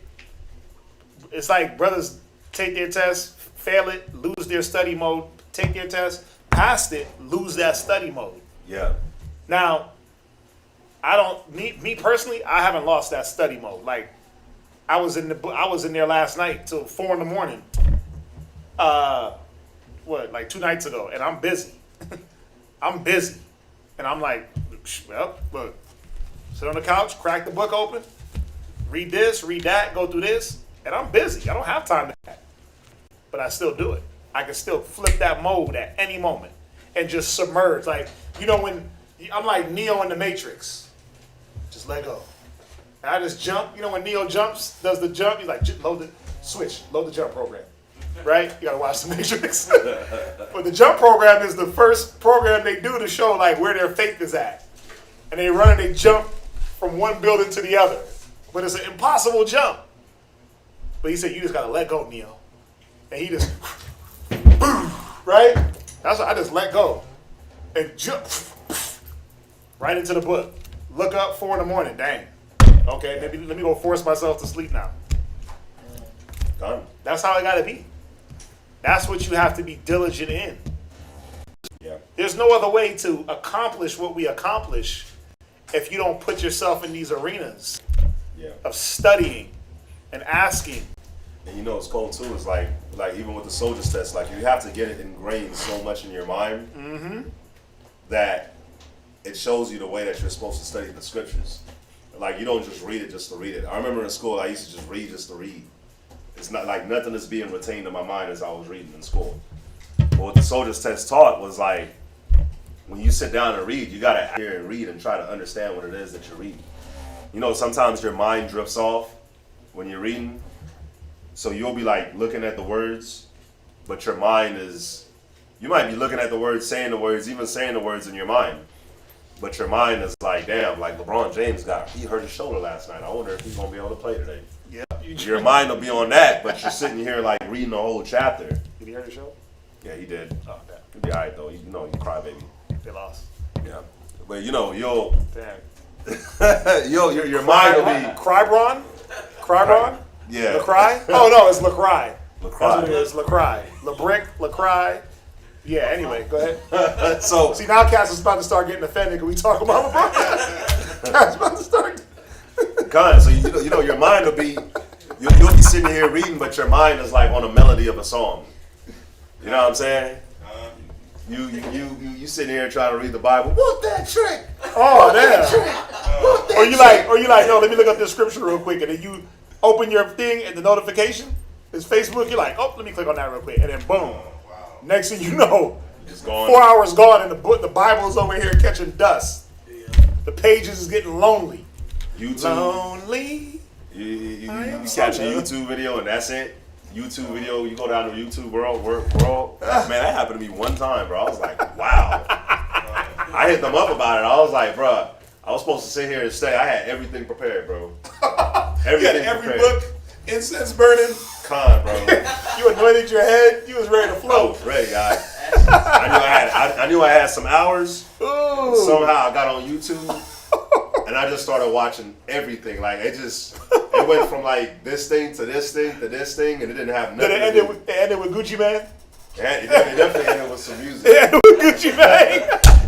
I know this guy too well. Definitely ended with some trap. I know this guy too well, bro. But then I was like, whoa, bro, 2 hours. 2 hours. Oh, I know this guy too well. 2 hours gone, but the scripture says that he was diligent in business and diligent in studying. So you got to see, man, like we gotta incorporate that. What else does it say? Go through it real quick. Got 10 minutes. Constantly, regularly, or habitually occupied in You business. see that? Doesn't the scripture say that we're supposed to addict ourselves to the ministry? We're supposed to addict ourselves to the ministry. So guess what? That's what Solomon saw in Jeroboam. That whatever I put in front of him, he's going to addict himself to it. Habitual offenders in the word. So when you look at sisters, as a sister, you should be addicted to your ministry, to your duty. That's how you keep the peace in your life and with your family and with brothers and sisters. The same thing with brothers. How you keep the peace. The scripture says the Most High is going to keep the person that has his mind on the Most High is going to be kept in perfect peace. In perfect peace. So how do you keep that? Well, you keep that by staying diligent in what you need to be staying diligent at. So go back to this first Kings chapter 11 verse 28. From the time. Yeah. And industrious, I'm gonna give y'all some synonyms. For industrious, it says hard working. Hard working. You gotta ask yourself, man, do I be working hard? Do I be working hard when it's time to do stuff? Do I bust my ass? You know what I'm saying? Do I give 100%? It says diligent. It says intense. Am I intense when it comes to the Most High's word? Am I energetic when it comes to the Most High's word? Nope. Am I aggressive? Am I vigorous?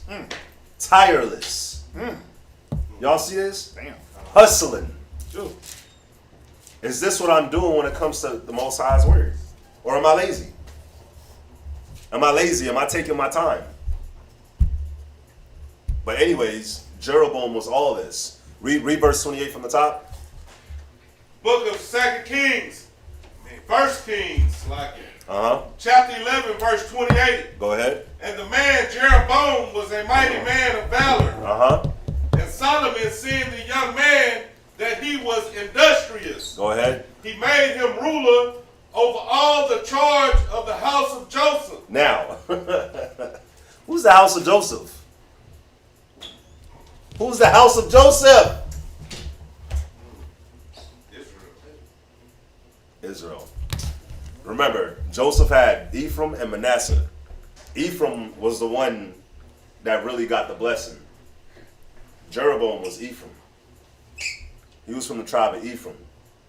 So when Solomon made him the ruler over all the house of Joseph, he ain't even realized where he was going. Why? Because when as the story goes on, when the rebellion started, that was the guy they looked to. Why? Because he was already a ruler over them. And that's how he became king. So just because this man was industrious and Solomon made him ruler over the house of Joseph, the Most High already had it set up where he was going to be the ruler over the northern kingdom. But isn't this our job? Our job is supposed to be the saviors and the rulers over our nation. The heads of our nation, the 144,000. You see that? So if you're trying to be 144,000, what do you have to be? You got to be industrious. Whatever the Most High gives to you. What does that mean? You got to take initiative. You got to see what it is that's lacking and provide what it is that's lacking. Whatever it is that needs to be done, like, again, like you said, not being presumptuous, but if something needs to be done and it's in your power to do it, you shouldn't have to be asked to do it. You shouldn't have to be told to do it. You should just be like, damn, let me do it. I can add this to the school. Let me go ahead and add this to the school. I can add this to a brother, to a sister. Let me go ahead and add this to a brother or to a sister. You see what I'm saying? You gotta flip that talent, man, or else it'll be taken. Con. Real quick, somebody go to Proverbs 22:29. Proverbs 22:29. You know what? No, don't go there. Don't go there. Could save that. It's glad that we're saving it too. So, go to 2 Chronicles 13:6. 2 Chronicles chapter 13 verse 6. So 2 Chronicles. So, real quick. So a child is not going to be industrious, obviously. Right? Why? Because the child gets taken care of by the guardian. You know a child is starting to grow up when he starts to be industrious for himself or her. They start doing things for themselves. That's when you're like, damn, you're growing up. Like, I don't have to tell you to brush your teeth no more. I don't have to tell you to take a shower no more. You're growing up. Or they start to contribute also. Yeah. They start to contribute to the situation. Yeah. Done. So that's what we all have to be striving towards, man, where it's like we don't have to be told, or we don't have to have like a guardian over us, like literally monitoring us. Like, damn, are you gonna mess up? You gonna screw up? Are you gonna be here on time? You gonna show up the right way? Like, nah, all that should be leaving, and we should be taking on more of the industrious mindset. Well, read this. This is 2 Chronicles chapter 13, verse 6. This is what's gonna happen to us if we don't take on the industrious mindset and have ourselves prepared for when the Most High does bring forth a blessing. This is what's gonna happen. 2 Chronicles chapter 13 verse 6. And then somebody give me 1 Kings chapter 12 verse 4 and verse 13. Go ahead. Yeah, Jeroboam, the son of Nebat, the servant of Solomon, the son of David, is risen up and hath rebelled against his Lord. It's the same Jeroboam that we read about that became the ruler over the northern kingdom. He rebelled against his Lord, right? But he rebelled against Rehoboam too. Let's see what happened. Read verse 7. And there are gathered unto him vain men, the children of Belial. Go ahead. And have strengthened themselves against Rehoboam, the son of Solomon. Now Rehoboam wasn't any better, but this was when the nation was being split. Two messed up kings, right? But let's see what was going on with Rehoboam. When Rehoboam was young and tenderhearted. You see that? Rehoboam was young and tenderhearted. I gotta find out what age he became king. Because it wasn't like he was like just super young like that. Somebody look that up real quick. Damn. It said Charlemagne the God apologized to Kwame Brown. He don't apologize to nobody. You said what age Rehoboam was? Yeah, when he became king. He became king. Bro, it says that Rehoboam was 41 years old. Yeah, they weren't like kids. They weren't Y'all like see little that? ass kids. Because remember, when Solomon died, he was up there in age. Yeah. It's 1 Kings 14 and 21. It says he was 41 years old when he became king, and he reigned 17 years in Jerusalem. Now read verse 7 again. 2 Chronicles, chapter 13, verse 7. Uh-huh. And there are gathered unto him vain men, the children of Belial, and have strengthened themselves against Rehoboam, the son of Solomon. When Rehoboam was young and tenderhearted. When he was young and tenderhearted. But this nigga was 41. He was 41. So what is that showing you? He was childish. Yeah, it wasn't like tender and delicate man amongst you. He was naive. Yep. He was a pushover. He was easily to be infringed on. Yep. Yeah, he was. That's why the scriptures say through bashfulness you destroy your soul. Gone. Right? Receive no man against thy soul to cause thee to fall. Gone. He was bashful, naivete. 41-year-old. Come on, man.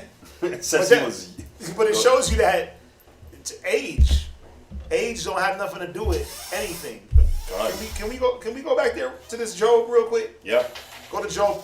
What is it? 33 and 7, or 32? Go to Job 32 and 7. Job chapter 32. Is it 7? Go ahead. Yep. Job chapter 32 and verse 7. I said, days shall speak. Right. And multitude of years shall teach wisdom. They should, you would think. Yeah. The multitude of years, like, oh, he's 40, this dude got it. Got his pops, old age, he got it. Read. But there is a spirit in man. Right. And the inspiration of the Almighty. Go ahead. Giveth them understanding. Yeah, see, you got to have the inspiration of the Most High. It ain't about age. He was 40. 41. You got 41. You got to have the wisdom. You got to have discretion. You got to have counsel. Yeah. You got to have all these foresight. Where there's no vision, the people perish. You got to have all these different attributes that don't matter if you're young or old. If you don't have them, you're not going to be wise. You're not going to do wise things. Read. Exactly. Verse 9. Right. But great men are not always wise. Wait. Read that one more time. Great men are not always wise. Yeah.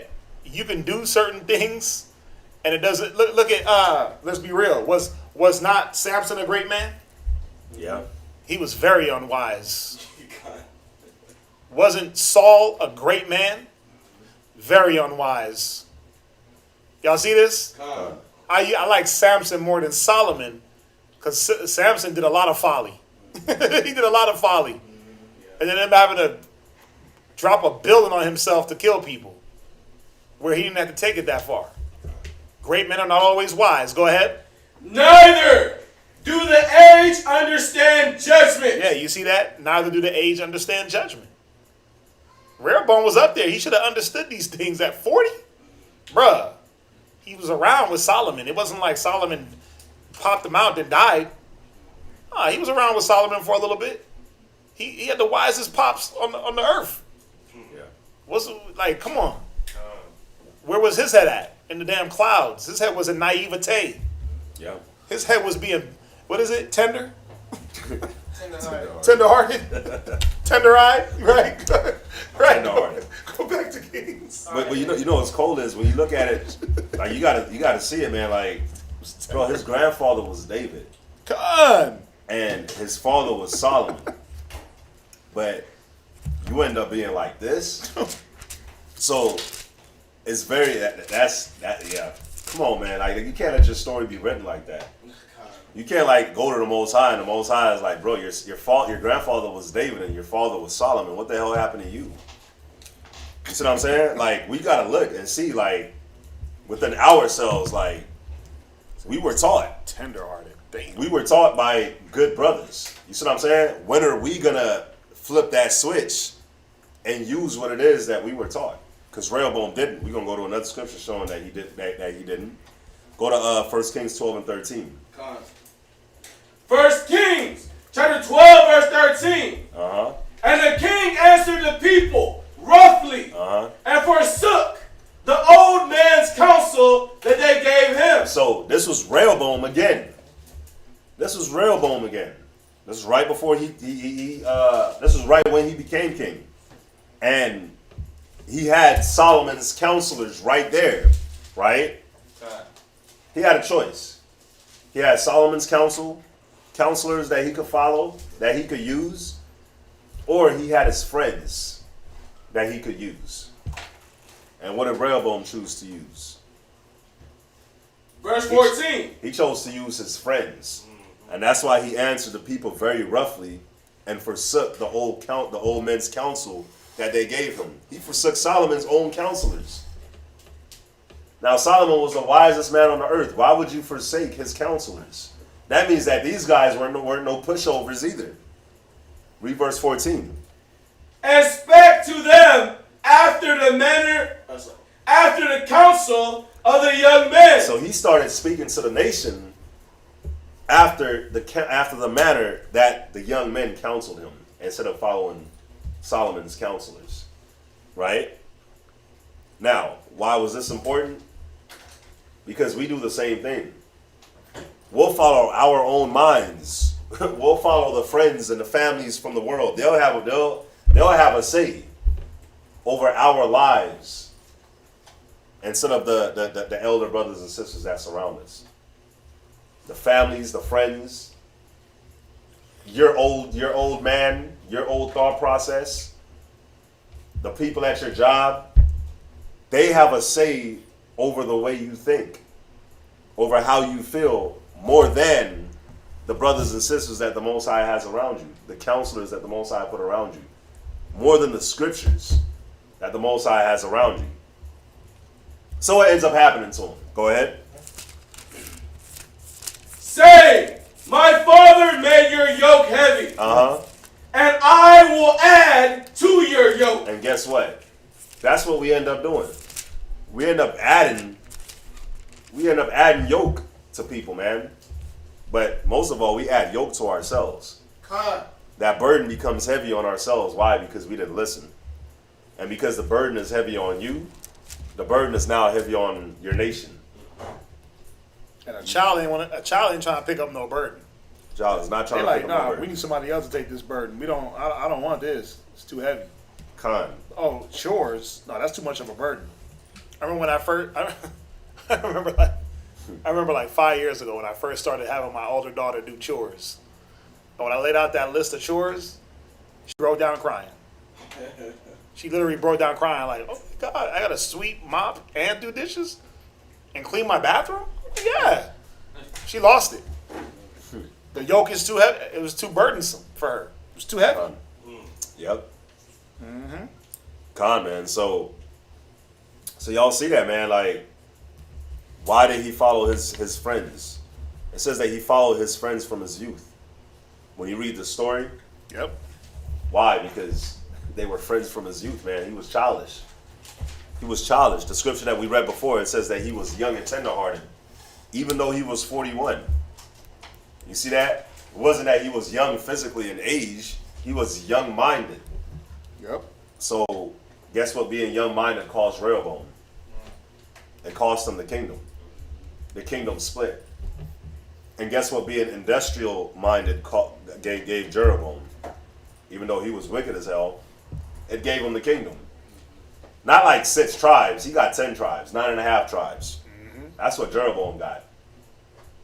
And the whole thing would have been ripped from Rehoboam if it wasn't for the promise that the Most High promised to David. It would have been ripped from him. So it's no different than a child. Like if you give a child something and the child isn't using it the way it should be used, what do? You're taking it away. You on time out. You might never get it back. You see what I'm saying? And that's what we have to watch out for. Is being in the truth is making sure that we put off that childlike mentality, man, that immature mentality. Why? And put on the industrious mentality. Why? Because the Most High is never going to be able to trust us with anything. He's not going to give us something. What's the point in you giving something to somebody just to take it back? Like for the men that spent jewelry on their ribs, right? You know, I'm gonna buy you a ring. I know we don't get married in the world, but I'm still gonna buy you a nice ring so you can floss a little bit, right? What's the point of you giving your rib that ring if she's gonna flush it down she gonna let it go down the sink if she's gonna lose the ring, right? You gonna spend all that money on a ring and then she loses it? You gonna be like, I'd rather not buy you a ring. You just gonna lose it, right? Just like your child. Like, what's the point in buying something for your child if you know they're gonna lose it? Something expensive, something worth value. Yeah. Like they don't really need it, but because I already give you everything you need. But this is just something that you want. I'm not gonna give it to you if you're just gonna break it. If you're not gonna show no appreciation for it. Yeah, it's like, Dad, I want a tablet and a phone. Okay, son, here's my phone to make a phone call. Drop. You like, whoa. Okay, I'm not buying you nothing. Yeah. As soon as I let you borrow, let you use mine, you just toss it around. Gone. It's a child mentality. There's no care. I remember my little sister, man, when she was young, she would get mad when she was losing the game. Throw the controller. She would like throw the controller. I used to do that too. Throw the controller when you get mad. Throw the little tantrums. Sound like a LeBron move to me. But think about it. It's like LeBron. That sounds like a LeBron move. But think about it. As we're now growing and doing for the Most High. Why would He give us stuff if we were still moving that mentality like we don't care about it? You know what I'm saying? He's not. You was gonna say something, Derek? Yes. Yeah. And I wouldn't I made the mistake one time of giving my son something and it actually turned him away from what he was supposed to do. Mm-hmm. Yeah, so Yep. it led him down the wrong direction, Got it. So, he was in school, he wanted to get into this dang fraternity, but it cost him money for some reason. It was like $1,000 to get in this thing. Yeah. So he just bugged me. I gave him the money and he got in it. Now he's still a damn what is it? Alpha? They get the Alpha, tattoos Kappa? on with the big horseshoe. Omega or Nah, Kappa. Kappa, Alpha Kappa, something like that. Alpha, whatever. Alpha Kappa. Yeah. And so he got in fraternity and it actually spun him out of school, and he's going into the fraternity. He was into the books, and Yeah. and then ended up dropping out. Now he's still in this Alpha stuff. Yeah. And I was like, man, I wish I shouldn't have never did that. Yeah. For you, if I knew it was just gonna take you out of what you were supposed to be Gone. doing anyway. So Yep. yeah, a lot of times, the Most High bless us. Well, that's why we don't get blessed, because they know it'll take us away from Him. Yeah. Yep. If you're not mature enough To handle it. to handle it, It's like a kid. Like it's like a kid. You get them a game. Like he was talking about Fortnite. yeah. And they'll just be on Fortnite forever. Bro, eating, sleeping, drinking. And there's no showering to happen no more. They're not brushing their teeth. Yeah. They be up all night playing the game, and you come in the door and they hurry up and turn it off, act like they're asleep. Or you'll wake up in the morning and they'll hurry up and turn it off and act like they were asleep. Next thing you know, their grades is just falling, and you get it. You get something for them, and they don't know how to control it. So it takes over them, and everything else just falls. Ends up hurting them. So, and then you end up having to take it away, and then deal with the aftermath of that. So, yeah, man. So we got to see, like, why is it that the Most High be withholding stuff from us sometimes? Well, because we're childish. We're childish, So yeah, man, that was it for the class. It's 9 o'clock. It's 9 o'clock. So yeah, we'd like to say the water for everybody for joining us. The water for everybody for joining us, man. The water. would like to say, oh yeah, of course, San Antonio's on. If y'all want to watch, if y'all want to click over to San Antonio, Virginia will be having class tomorrow. So definitely stay tuned for class tomorrow in Virginia. They've been having some great classes. So, like I said, class every day. So with that, we'll say shalom. Shalom.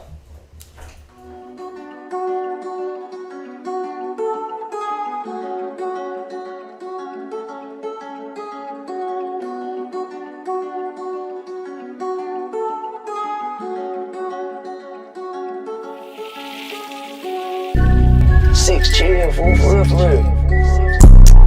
Judah, Judah, Judah, Judah, Judah, Judah, Judah, Judah. Judah, Judah, Judah, Judah, Judah, Judah, Judah, Judah. The scepter will never leave Judah. The scepter will never leave Judah.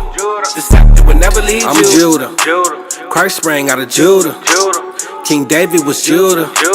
King Asa was Judah. Don't crowd me up, who gon' rouse me up?